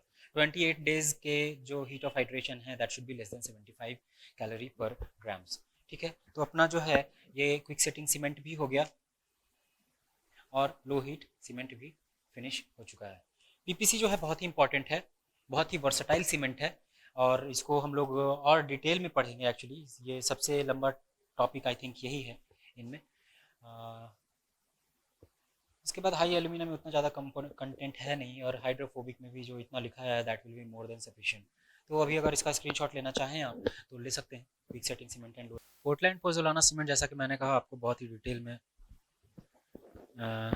पढ़ना पड़ेगा ये। और मैंने केमिकल रिएक्शन तो आपको बता दिया कि कैसे हाइड्रेशन होता है, थ्योरीज क्या क्या हैं, बट एक बार माइक्रो लेवल पे भी बताना चाहूँगा मैं आपको कि कैसे कैपिलरी एक्टिविटीज़ से वाटर राइज करता है, कैसे इंटरकनेक्टेड वॉइड्स क्रिएट होते हैं, परमिएबिलिटी और ड्यूरेबिलिटी पे क्या फ़र्क पड़ता है इससे, और भी बहुत सारी चीज़ें हैं। जब हम लोग एक बार माइक्रो लेवल पे डिस्कस करेंगे तो देख लेंगे उस चीज़ को। तो जब ऑर्डिनरी पोर्टलैंड सीमेंट में हम लोग फ्लाई ऐश ऐड करते हैं, या फ्लाई ऐश की जगह कोई भी अदर पोजोलानिक मटेरियल ऐड करते हैं लाइक सुर्खी, राइस हस्क, ठीक है, तो हमें मिलता है पोर्टलैंड पोजोलाना सीमेंट। पोजोलानिक मटेरियल्स जो हैं वो वैसे मटेरियल होते हैं जिनमें खुद की सीमेंटिशियस प्रॉपर्टी नहीं होती है, लेकिन उसको जब सीमेंट में ऐड करते हैं और जब वाटर ऐड करते हैं तो जो हाइड्रेशन के प्रोडक्ट्स बनते हैं, पहले तो हीट बनता है, CSH जेल प्रोड्यूस होता है, और हाइड्रेशन के और भी एक प्रोडक्ट्स होते हैं जैसे कि CaOH whole two calcium hydroxide. तो वो एक हार्मफुल सब्सटेंस है जो कि प्रोडक्ट ऑफ हाइड्रेशन के तौर पे बनता है, और इसका हार्मफुल इफेक्ट ये होता है कि ये वाटर के साथ डिज़ोल्व होकर ये लीच आउट कर जाता है, जिसके वजह से क्या होता है कि जहाँ पे ये प्रेजेंट था वहाँ पे वॉइड छोड़ जाता है, जिसके वजह से जब वॉइड्स प्रेजेंट होते हैं कंक्रीट में तो परमिएबिलिटी इंक्रीज़ होती है। परमिएबिलिटी इंक्रीज़ होने का मतलब है कि जो एक्सटर्नल एजेंट्स हैं वो पेनिट्रेट करके अंदर तक पहुंच सकते हैं, और फिर उसके बाद फर्दर डिग्रेडेशन कर सकते हैं कंक्रीट का या सीमेंट का। तो इसलिए परमिएबिलिटी और ड्यूरेबिलिटी जो है इंटरकनेक्टेड है। अगर हाई परमिएबल कंक्रीट होगा तो वो लेस ड्यूरेबल होगा। External weathering agents, external chemical agents के लिए ज़्यादा परमिएबल यदि होगा तो लेस ड्यूरेबल होगा। तो अल्टीमेटली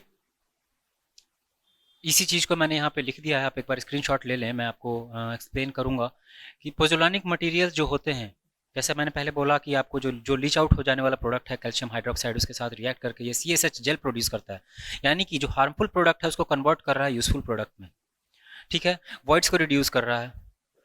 दूसरी बात कि जब आप सीमेंट के कुछ पोर्शन को आप रिप्लेस करते हैं पोजोलानिक मटेरियल से, तो चूंकि सीमेंट महंगा प्रोडक्ट है, पोजोलानिक मटेरियल क्या है, वो तो वेस्ट प्रोडक्ट होता है।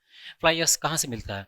जब थर्मल पावर प्लांट्स के जो चिमनियाँ होती हैं उनमें इलेक्ट्रोस्टैटिक प्रेसिपिटेटर पे जो ऐश के अनबर्न्ड पार्टिकल्स जो है या पार्शियली बर्न्ड पार्टिकल्स जो कलेक्ट होते हैं, उन्हीं को कलेक्ट कर लिया जाता है, उसी को फ्लाई ऐश कहते हैं। ठीक है। तो वो तो वेस्ट प्रोडक्ट है, वो वैसे भी डंप डंप करना था आपको। वो इन्वायरमेंटल चैलेंजेस जो है वो अलग तरीके से पोज कर रहा था, उसको आपने यूज़ कर लिया यूज़फुल प्रोडक्ट बनाने में। तो एक तरीके से ये बेहतर ही है। और उसके बाद जो है पोजोलानिक मटेरियल में और भी दूसरे एडवांटेजेस हैं, वो कुछ इस तरीके से हैं कि ये पोर स्ट्रक्चर को रिफाइन कर देता है। पोर स्ट्रक्चर को रिफाइन करने का मतलब क्या हुआ कि जो वॉइड्स होते हैं, जब दो पार्टिकल्स सेम साइज के होते हैं तो उनको जब मिलाते हैं तो वो वॉइड्स बीच में फॉर्म होता है। उस वॉइड्स को भरने के लिए दूसरे पार्टिकल्स की ज़रूरत होती है जो कि इन पार्टिकल्स से कम साइज के हों। तो अल्टीमेटली वो वॉइड्स भरते चले जाते हैं, डेंसिटी ज़्यादा क्रिएट होती है वैसे कंडीशन में जब पोर स्ट्रक्चर रिफाइन हो। तो पोजोलानिक मटेरियल या फ्लाई ऐश वही चीज़ यहाँ कर रहा होता है कि पोर स्ट्रक्चर को रिफाइन करता है। पोर स्ट्रक्चर को रिफाइन करने से वर्केबिलिटी इंप्रूव होती है। कैसे इंप्रूव होती है? तो जब आपके वॉइड्स फिलअप होंगे और जब वॉइड्स कम होंगे तो ज़्यादा पानी अवेलेबल होगा आपको बाहर लुब्रिकेशन प्रोड्यूस करने के लिए। ठीक है, तो वर्केबिलिटी इम्प्रूव हो गई। तो वर्केबिलिटी जब इम्प्रूव होगी तो डेंस मटेरियल या डेंस कंक्रीट हमें ऑब्टेन होगा। जब डेंसिटी इंक्रीज होगी इसका मतलब है कि परमिएबिलिटी रिड्यूस होगी, फिर ड्यूरेबिलिटी जो है फर्दर हमारी अच्छी होगी, ड्यूरेबल होगा कंक्रीट। तो सब इंटरकनेक्टेड है, आप देख पा रहे हैं। ठीक है, उसके बाद इकोनॉमिकल है। इकोनॉमिकल इसलिए है, जैसा मैंने बताया फ्लाई ऐश जो है वेस्ट प्रोडक्ट होता है और आप सीमेंट जो कि कॉस्टली प्रोडक्ट है उसको उसको पार्शियली रिप्लेस कर रहे हैं चीप वेस्ट प्रोडक्ट से। ठीक है, तो इकोनॉमिकल हो जाएगा। इसका डिसएडवांटेज बस एक यही है कि चूंकि आपने सर्टेन पोर्शन ऑफ सीमेंट को रिप्लेस किया है एक पोजोलानिक मटेरियल से, तो इसका अर्ली स्ट्रेंथ जो है वो कम होता है। ठीक है, लो अर्ली स्ट्रेंथ के लिए जो है ये जाना जाता है। अच्छा, एक चीज़ और, इसका हीट ऑफ हाइड्रेशन भी कम होता है। हीट ऑफ हाइड्रेशन कम क्यों होगा? पोजोलानिक मटेरियल तो हीट प्रोड्यूस करता नहीं है वाटर के साथ रिएक्ट करके। ठीक है, वो तो प्रोड्यूस करता है सीमेंट, बट सीमेंट के कुछ पोर्शन को आपने रिप्लेस कर दिया पोजोलानिक मटेरियल से, यानी कि हीट ऑफ हाइड्रेशन प्रोड्यूस करने वाले मटेरियल को आपने रिप्लेस किया है वैसे मटेरियल से जो which is not producing any kind of heat. So ये लो हीट सीमेंट है। अब इसका फ़ायदा क्या है? लो हीट सीमेंट यानी कि आप पीपीसी को सीधा इस्तेमाल कर सकते हैं मास कंक्रीटिंग में भी। ठीक है, पीपीसी को इस्तेमाल कर सकते हैं आप हाइड्रोलिक स्ट्रक्चर्स में भी। पीपीसी को आप सीधा इस्तेमाल कर सकते हैं अंडरग्राउंड स्ट्रक्चर्स के लिए भी, जहाँ पे कि आपको हाई ड्यूरेबिलिटी अचीव हो जाएगी तो फिर आपका सल्फेट अटैक जो है प्रिवेंट किया जा सकता है। अच्छा, कार्बोनेशन अटैक क्या होता है? यहाँ पे मैंने कार्बोनेशन अटैक लिखा है। कार्बोनेशन अटैक होता है कि जब कैल्शियम में सॉरी कार्बन डाइऑक्साइड जब जो है एटमॉस्फेयर से वाटर के थ्रू डिजॉल्व होके H2CO3 बनाता है और पोर्स के थ्रू, कैपिलरी के थ्रू कंपोनेंट्स में एंटर कर जाता है, तो उससे क्या होता है कि अंदर जाके वो रिएक्ट करता है और जो इनिशियल वॉल्यूम होता है उसको रिड्यूस कर देता है, यानी कि final volume will be less then initial volume. Difference है दोनों में। सल्फेट अटैक में क्या होता है, फाइनल वॉल्यूम जो प्रोडक्ट का होता है वो इंक्रीज करता है जिसकी वजह से रप्चर कर जाता है कंक्रीट। लेकिन कार्बोनेशन अटैक में उल्टा होता है। कार्बोनेशन अटैक में जो फाइनल वॉल्यूम है that will B less then the initial volume. तो इसमें क्या होता है कि देखने में तो सिकुड़ रहा है, लेकिन इसके अंदर टेंसाइल स्ट्रेसेस डेवलप हो जाते हैं कार्बोनेशन अटैक की वजह से।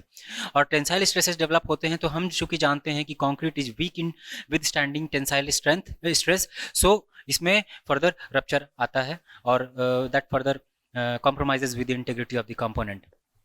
ठीक है, तो ये आपका पीपीसी है और इसको आप जो है चाहे तो स्क्रीनशॉट ले लें। और इसके बाद हम लोग मूव ऑन करेंगे नेक्स्ट टॉपिक पे। हाइड्रोफोबिक सीमेंट में ज़्यादा कुछ पढ़ना है नहीं, स्टीयरिक एसिड या ओलिक एसिड दोनों में से कोई एक यूज़ करते हैं विद ओपीसी, ताकि जो है हम लोग ज़्यादा दिन तक इसको स्टोर करके रख सकें और यदि एटमॉस्फेयर में कहीं मॉइस्चर है तो उसका एडवर्स इफेक्ट ना पड़े सीमेंट पे। ठीक है, और हाई एल्यूमिना सीमेंट जो है इसको भी एक बार पढ़ लेंगे हम लोग पॉइंट वाइज। पहले इसको आप स्क्रीनशॉट ले लीजिए। तो हाई एल्यूमिना सीमेंट ये इंपॉर्टेंट है आपके ऑब्जेक्टिव पॉइंट ऑफ व्यू से बहुत ज़्यादा।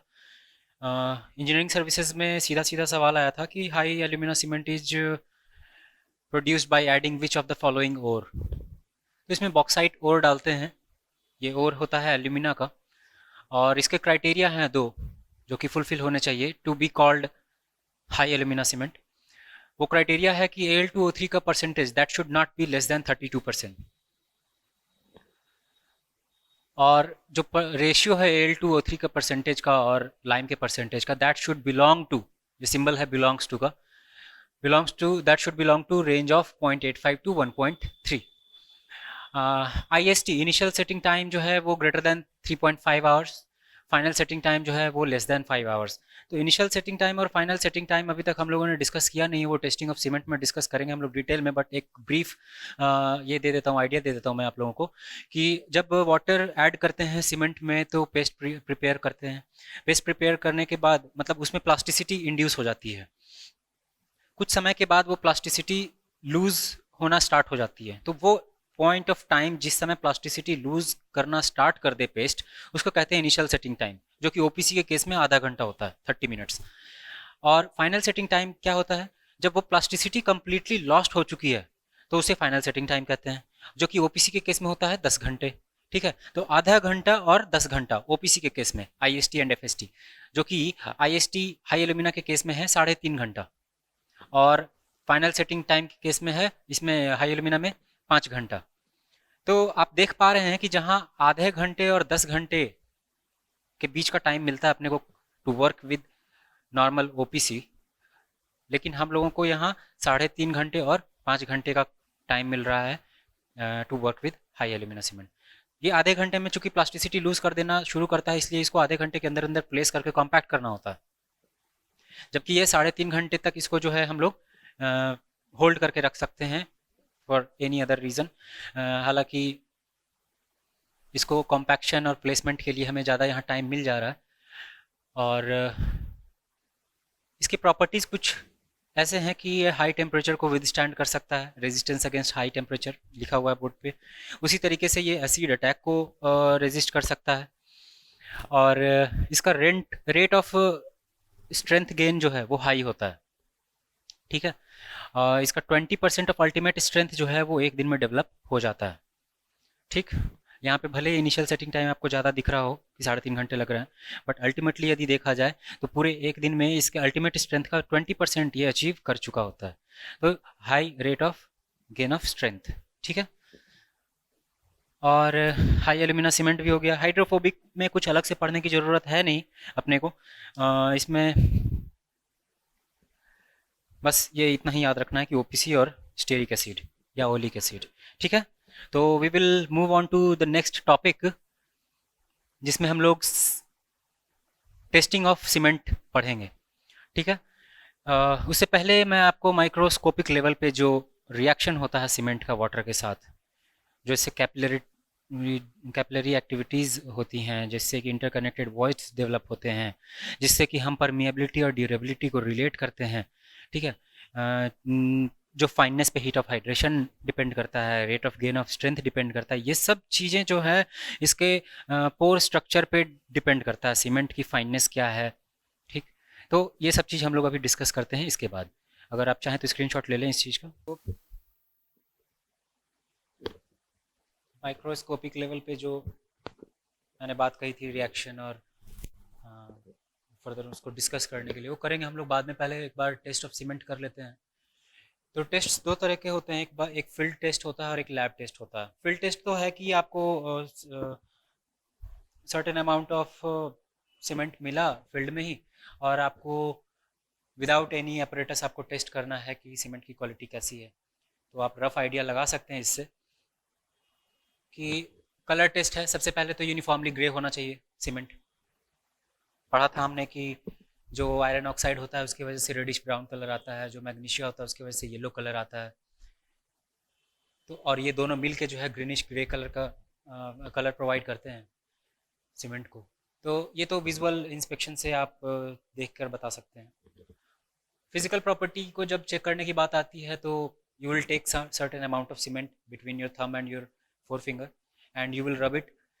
कोई हार्ड लम्प्स नहीं रहने चाहिए। हार्ड लम्प्स यदि हैं तो ये इंडिकेट करता है कि मॉइस्चर जो है एटमॉस्फेयर से कहीं ना कहीं एब्जॉर्ब हुआ है सीमेंट में, जिसकी वजह से हार्ड लम्प्स बन गए हैं। और दूसरी बात है कि हैंडफुल ऑफ सीमेंट को लेके यदि आप वाटर पे थ्रो करें तो वो फ्लोट नहीं करना चाहिए, दैट शुड सिंक डाउन।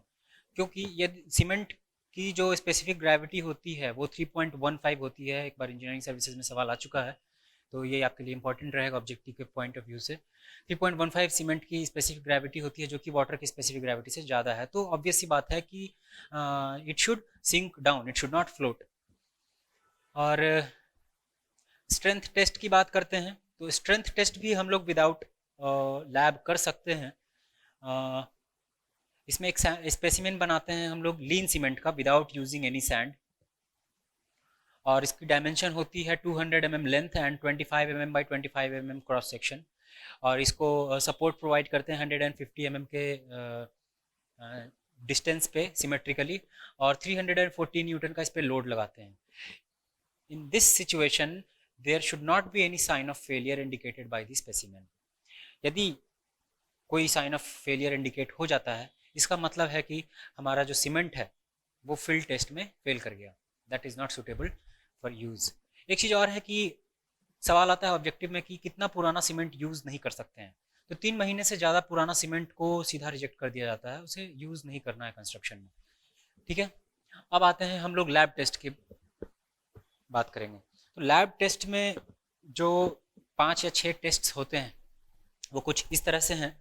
मैंने एक बार ओवरव्यू देने के लिए आपको लिख रखा है, ताकि क्योंकि जनरली होता है टेस्ट में लोग कंफ्यूज होते हैं कि ये स्पेसिमेन कहाँ यूज़ करेंगे, कौन से स्पेसिमेन का डायमेंशन कितना रखना है। ठीक है, तो एक बार ओवरव्यू ऐसे देख तो आपको कन्फ्यूज़न नहीं होगा। फाइननेस टेस्ट में हम लोग 2 टेस्ट करते हैं, एक सीव टेस्ट होता है, एक ब्लेंस एपरेटस टेस्ट होता है। कंसिस्टेंसी टेस्ट, कंसिस्टेंसी मतलब गाढ़ापन, या जिसमें प्लास्टिसिटी की बात करते हैं, तो इसमें एक एपरेटस यूज़ करते हैं जिसको विकेट्स प्लंजर कहते हैं, या विकेट्स एपरेटस, विकेट्स प्लंजर या विकेट्स नीडल या कॉलर। ठीक है, अल्टीमेटली टोटल जो एपरेटस कहलाता है वो विकेट्स एपरेटस कहलाता है।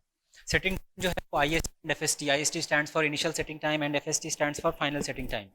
ठीक है, जो कि हमने पढ़ा था कि OPC में आधा घंटे होता है IST, जबकि हाई एल्यूमिना सीमेंट में 3.5 घंटे होता है। वहीं FST की जब बात करते हैं तो OPC में या ऑर्डिनरी पोर्टलैंड सीमेंट में 5 घंटे के आसपास 10 घंटे के आसपास होता है, जबकि हाई एल्यूमिना सीमेंट में 5 घंटे के आसपास होता है। ठीक है, स्ट्रेंथ जो है, स्ट्रेंथ में भी 2 तरह के स्ट्रेंथ टेस्ट करेंगे हम लोग, compressive strength and tensile strength. दोनों के लिए स्पेसिमेन अलग अलग साइज के और अलग अलग डायमेंशन के होंगे। साउंडनेस टेस्ट, साउंडनेस हमने पहले ही डिस्कस कर लिया है कि जब वेट वॉल्यूम और ड्राई वॉल्यूम दोनों सेम होना चाहिए मोर और लेस।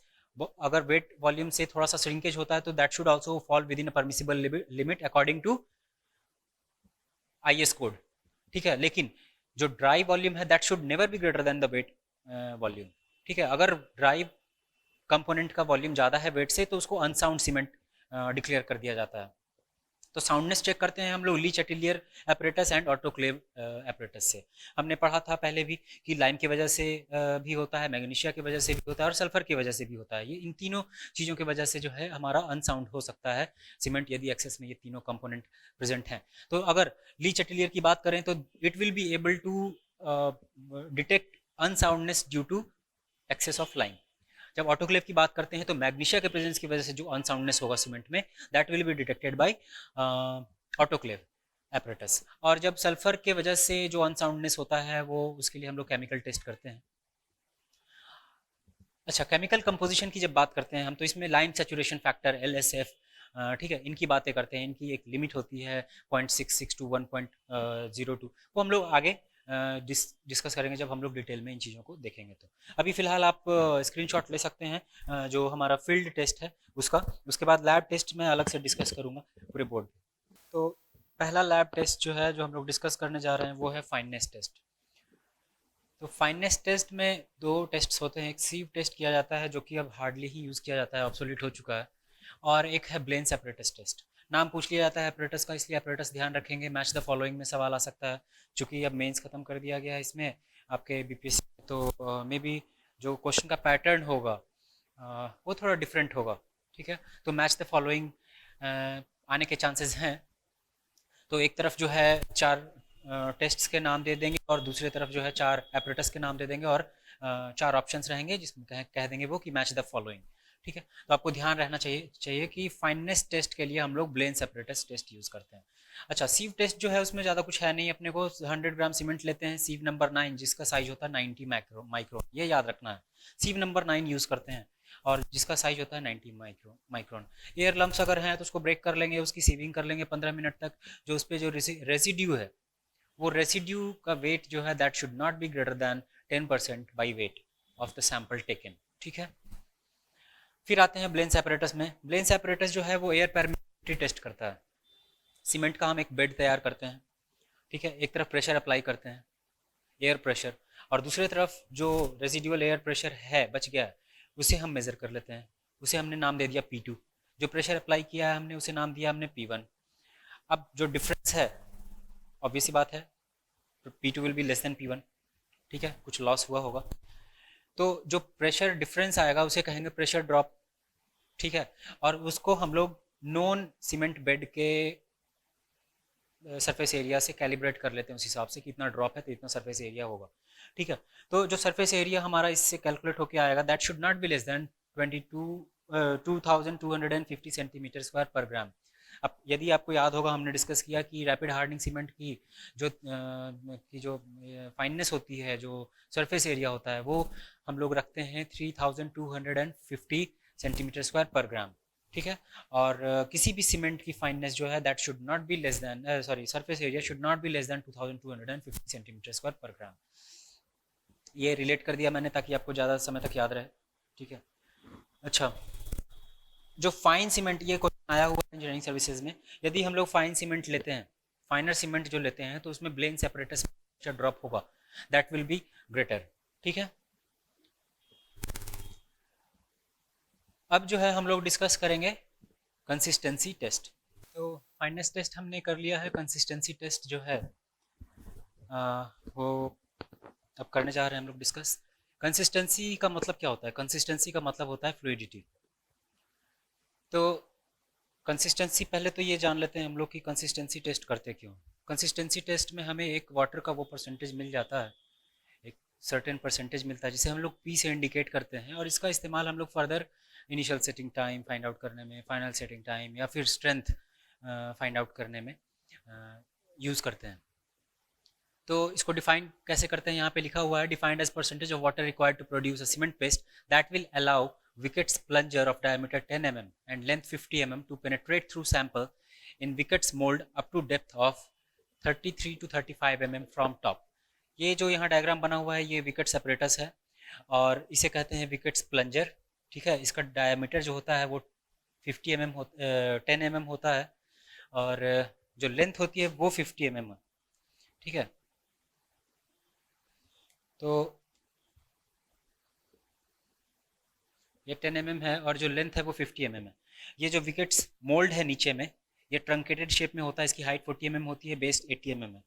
ठीक है, तो हम लोग 500 ग्राम सीमेंट लेते हैं, उसमें वाटर ऐड करेंगे 24% इनिशियल स्टेज में। ठीक है, और उसके बाद मोल्ड तैयार करने के बाद जो है हम लोग प्लंजर को के लोअर एंड को यहाँ सरफेस पर लाएंगे और इसे रिलीज कर देंगे। ठीक है, कितने डेप्थ तक ये पेनिट्रेट करता है ये हम लोग ऑब्जर्व करेंगे। ठीक है, उसके अकॉर्डिंग जो है इस वाटर को वेरी करते रहेंगे।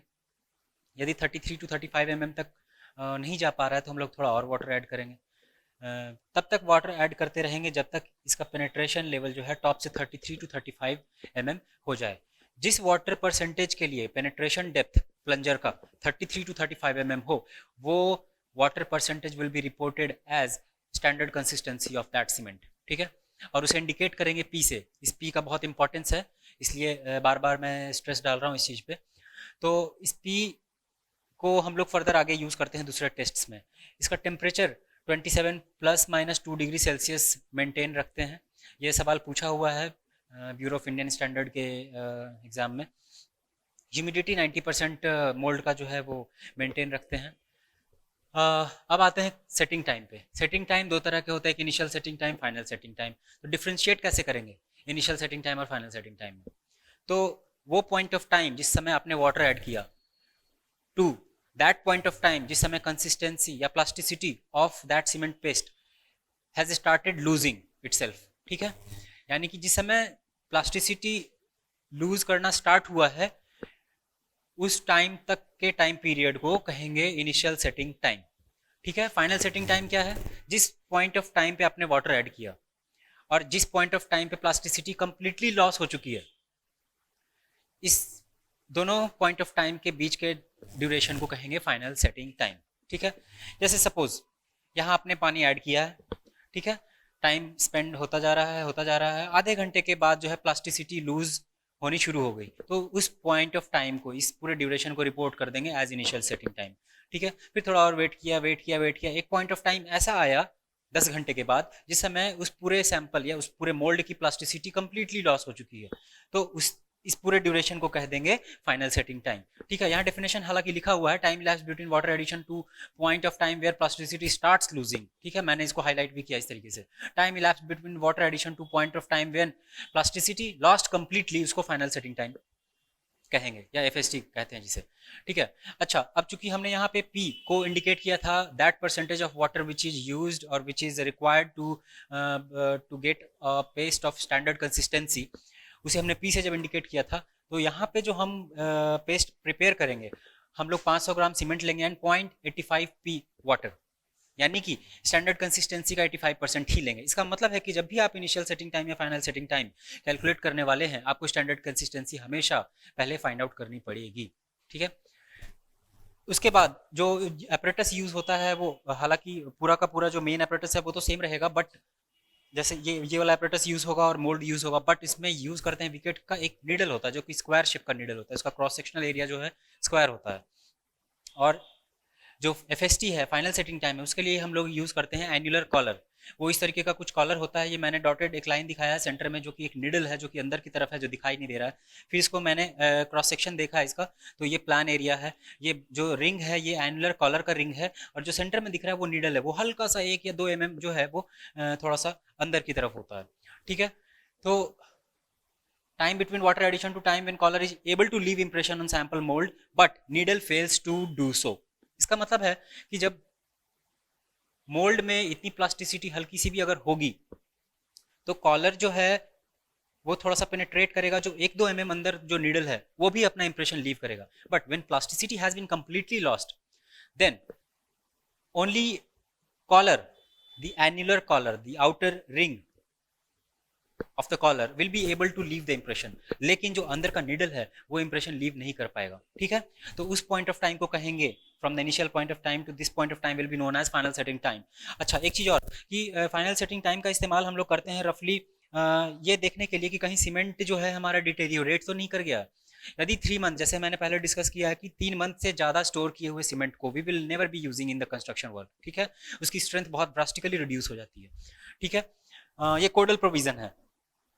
तो अगर कोई सीमेंट डिटेरियोरेट कर गया है या 3 मंथ से ज़्यादा का स्टोरेज हो रखा है, ये फाइंड आउट कर सकते हैं हम लोग एफएसटी से। अगर final setting time particular cement के लिए प्रिस्क्राइब्ड फाइनल सेटिंग ज़्यादा है, तो इसका मतलब है कि वो सीमेंट जो है डिटेरियोरेट कर चुका है। ठीक है, यहाँ पे मैंने सीमेंट और आईएसटी का एक टेबल आपको दिया है जो कि ऑब्जेक्टिव में पूछा गया है, बहुत बार पूछा गया है। हाई एल्यूमिना सीमेंट मैंने डिक्रीजिंग ऑर्डर में दिया है ताकि आपको ध्यान रखने में आसानी हो। हाई एल्यूमिना सीमेंट जो है वो 3.5 घंटे का इनिशियल सेटिंग टाइम होता है। क्विक सेटिंग टाइम जो हम यूज़ करते हैं रनिंग वाटर या स्टैग्नेंट वाटर में या ग्राउटिंग के लिए, ठीक है, जिसमें हम एल्यूमिनियम सल्फेट डालते हैं, यदि आपको याद आ रहा हो तो उसका उसका इनिशियल सेटिंग टाइम होता है 5 मिनट्स। जो नॉर्मल ओपीसी नॉर्मल सीमेंट की बात हम करें तो हाफ आवर, ओके, यानी कि 30 मिनट्स के आसपास होता है। और जो लो हीट सीमेंट है, लो हीट सीमेंट की जो इनिशियल सेटिंग टाइम है that will be 1 hour. Okay, तो ये सीधा सीधा पूछा हुआ है 2-3 बार ऑब्जेक्टिव में, तो ये आपके लिए इंपॉर्टेंट रहेगा। आप स्क्रीनशॉट ले लीजिए ताकि रिवीजन में आपको हेल्प रहे। तो अब जो है हम लोग स्ट्रेंथ टेस्ट की बात करते हैं। स्ट्रेंथ टेस्ट में हम लोग कंप्रेसिव स्ट्रेंथ टेस्ट यूज़ करते हैं लैब में, और उसके बाद टेंसाइल स्ट्रेंथ टेस्ट भी करते हैं। तो जो मोल्ड प्रिपरेशन होता है दोनों में सेम होता है। 1 portion cement and 3 portion sand लेते हैं, और सैंड जो लेते हैं वो इनोर सैंड लिया जाता है। ठीक है, ये ऑब्जेक्टिव में पूछा हुआ है। ठीक है, इनोर सैंड जो है वो स्टैंडर्ड सैंड होता है, इनर्ट सैंड होता है, और आईएस कोड के प्रोविज़न के अकॉर्डिंग यही सैंड हमें लैब टेस्ट में यूज़ करना होता है स्ट्रेंथ के लिए। तो कंप्रेसिव स्ट्रेंथ की जब बात करते हैं तो एक मोल्ड प्रिपेयर करते हैं जिसमें 75 mm साइज का एक क्यूब होता है, या यूं कह लें कि उसका जो स्क्वायर एरिया, जो सरफेस का एरिया होगा वो स्क्वायर होगा। ठीक है, और उसको प्रॉपरली क्योर करेंगे, और फिर उसके बाद उसके स्ट्रेंथ के लिए उसको टेस्ट करेंगे। 3 दिन के लिए करना है या 7 दिन के लिए करना है, 28 डेज के लिए करना है, जो भी रिक्वायरमेंट है उसके अकॉर्डिंग। फिर टेंसाइल स्ट्रेंथ टेस्ट करने के लिए मोल्ड सिमिलर तरीके से तैयार करेंगे। 1 portion cement, 3 portion sand, sand जो लेंगे वो एनोर सैंड लेंगे,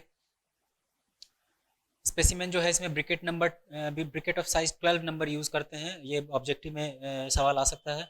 और जो शेप होगा उसका एलिवेशन इस तरीके का होगा, सामने से ऊपर से जब देखेंगे प्लान तो वो कुछ इस तरीके का होगा। और फेलियर जो है इस वाले क्रॉस सेक्शन एरिया पे होता है।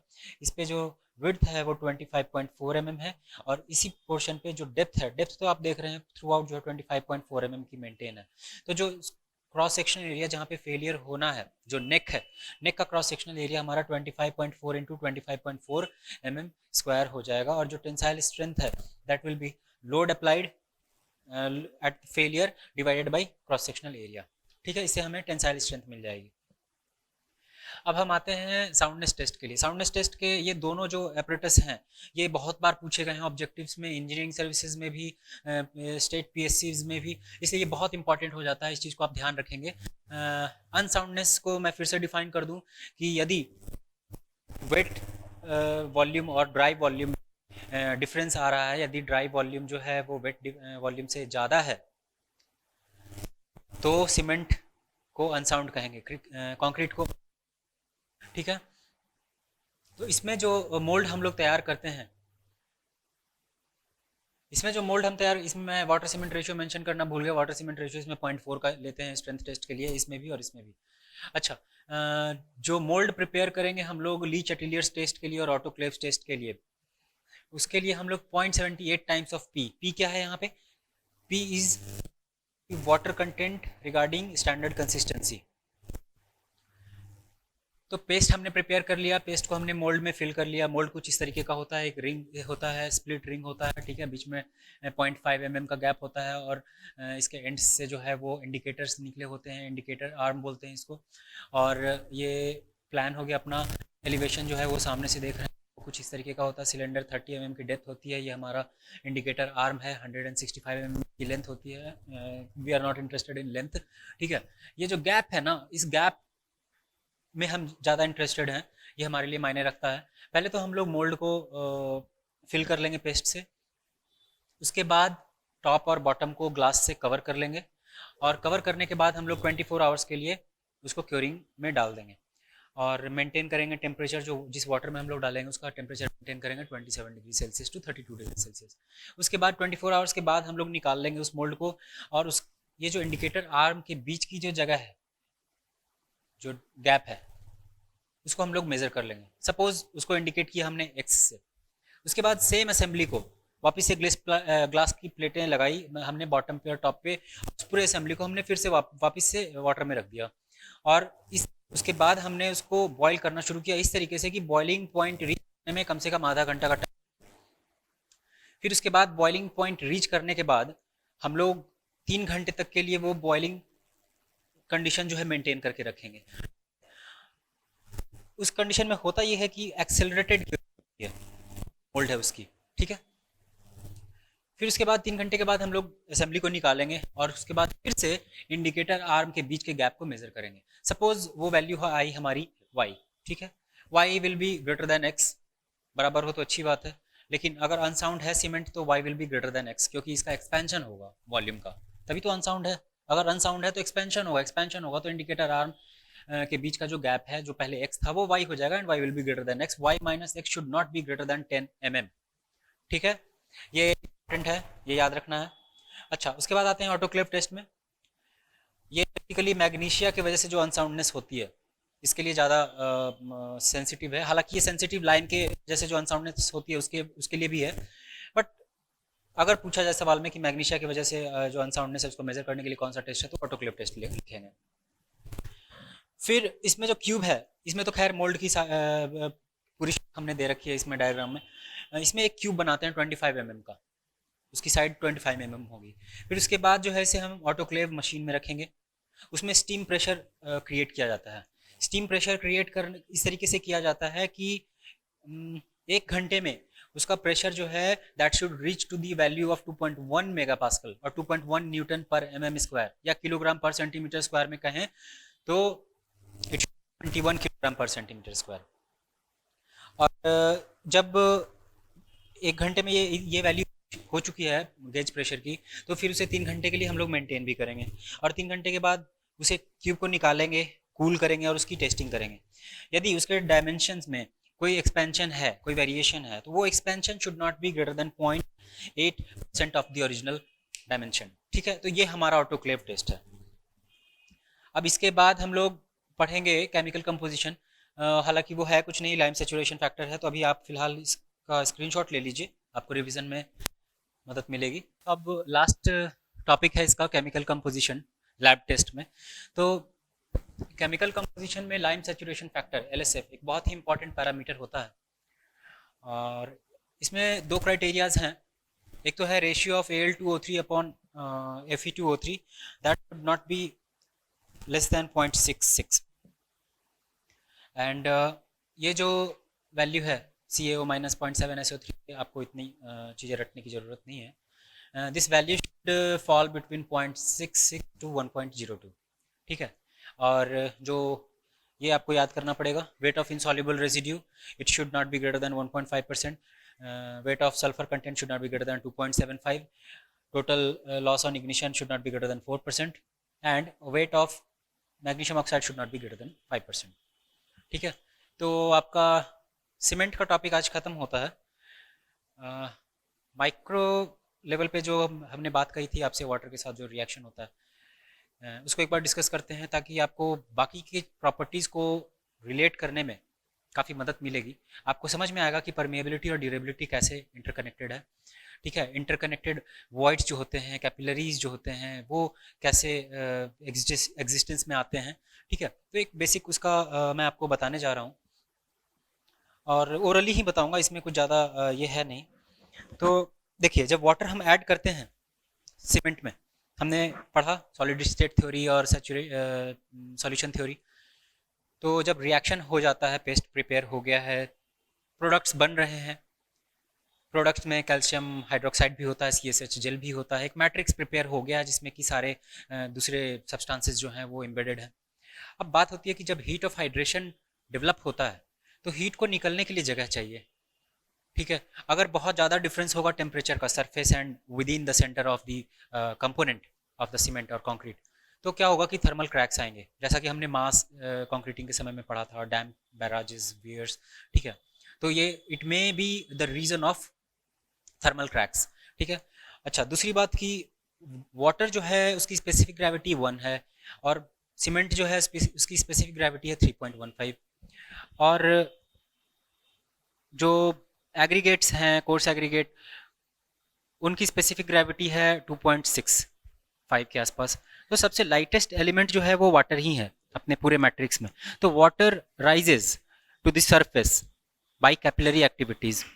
अच्छा, अब जो कोर्स एग्रीगेट यदि रास्ते में आ जाते हैं, तो कोर्स एग्रीगेट यदि रास्ते में आ जाते हैं, तो वाटर ऊपर राइज ना करके उसके नीचे एक्यूमुलेट होता चला जाएगा। तो जो एग्रीगेट्स हैं, कोर्स एग्रीगेट्स हैं, उसके नीचे एक सीमेंट वाटर का एक ऐसा पेस्ट क्रिएट हो जाता है जिसमें वाटर सीमेंट रेशियो बहुत हाई होता है। ठीक है, वो बहुत हाई होता है, और इस वजह से वो जो है एक पुअर क्वालिटी का सीमेंट पेस्ट क्रिएट हो जाता है। सपोज ये एक बीम है जिसमें एक ये एग्रीगेट है। ठीक है, मैं बहुत ही बेसिक रिप्रेजेंटेशन दे रहा हूँ यहाँ पे। सपोज यहाँ पे जो वाटर अवेलेबल था वो वाटर राइज करने लगा, तो जो इधर से राइज करेगा वो तो सरफेस पे। ठीक है, बट जो गेट जिसको इंटरसेप्ट कर रहा है, उस केस में वाटर जो है यहाँ पे एक्यूमुलेट हो जाएगा नीचे। तो ये जो रीजन है, इस रीजन में वाटर सीमेंट रेशियो बहुत हाई होगा लोकलाइज्ड एरिया में, जिसकी वजह से स्ट्रेंथ जो है सीमेंट की वो रिड्यूस हो जाएगी। और हम जानते हैं कि स्ट्रेंथ जो है वाटर सीमेंट रेशियो पे डिपेंड करता है, किस तरीके से, ऐसे। यदि वाटर सीमेंट रेशियो इंक्रीज होगा तो स्ट्रेंथ डिक्रीज होगा, यदि वाटर सीमेंट रेशियो इंक्रीज होगा तो स्ट्रेंथ डिक्रीज होगा। ठीक है, तो इस लोकलाइज्ड एरिया में वाटर सीमेंट रेशियो तो बहुत हाई हो गया एक्यूमुलेशन की वजह से, तो इस वजह से जो है इसमें स्ट्रेंथ बहुत कम होगा। जब ऊपर लोडिंग लगाएंगे तो इस पर्टिकुलर एरिया में होना क्या है कि माइक्रो क्रैक्स डेवलप हो जाएंगे, जिसको हेयरलाइन क्रैक्स बोलते हैं। ठीक है,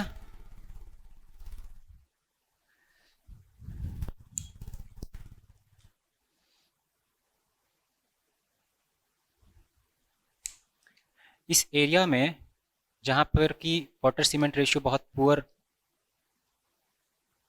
है, यहाँ पे क्या होगा, यहाँ पे माइक्रो क्रैक्स आ जाएंगे। ठीक है, तो माइक्रो क्रैक्स जब आएंगे लोडिंग पड़ने के बाद, तो ये तो जोन ऑफ वीकनेस आ गया। अब ये जब जोन ऑफ वीकनेस आया, क्योंकि जब आप लोड लगाएंगे तो ये तो और स्प्रेड आउट होने की कोशिश करेगा। स्प्रेड आउट होने की कोशिश करेगा तो इसका मतलब है कि ओपनिंग्स खुलने की कोशिश करेंगी।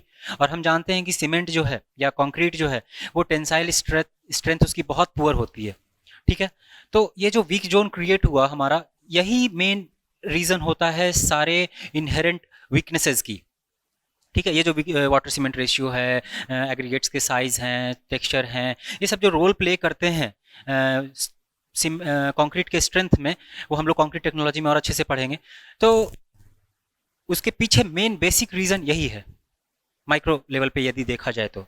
अच्छा, दूसरी बात ये कि वाटर राइज कर रहा है, तो वाटर राइज करके यहाँ आया, इधर से वाटर राइज करके यहाँ आया, तो ये तो रास्ता बनाता चला गया, ये रास्ता बनाता चला गया। तो ये जो इंटरकनेक्टेड वॉइड्स हैं,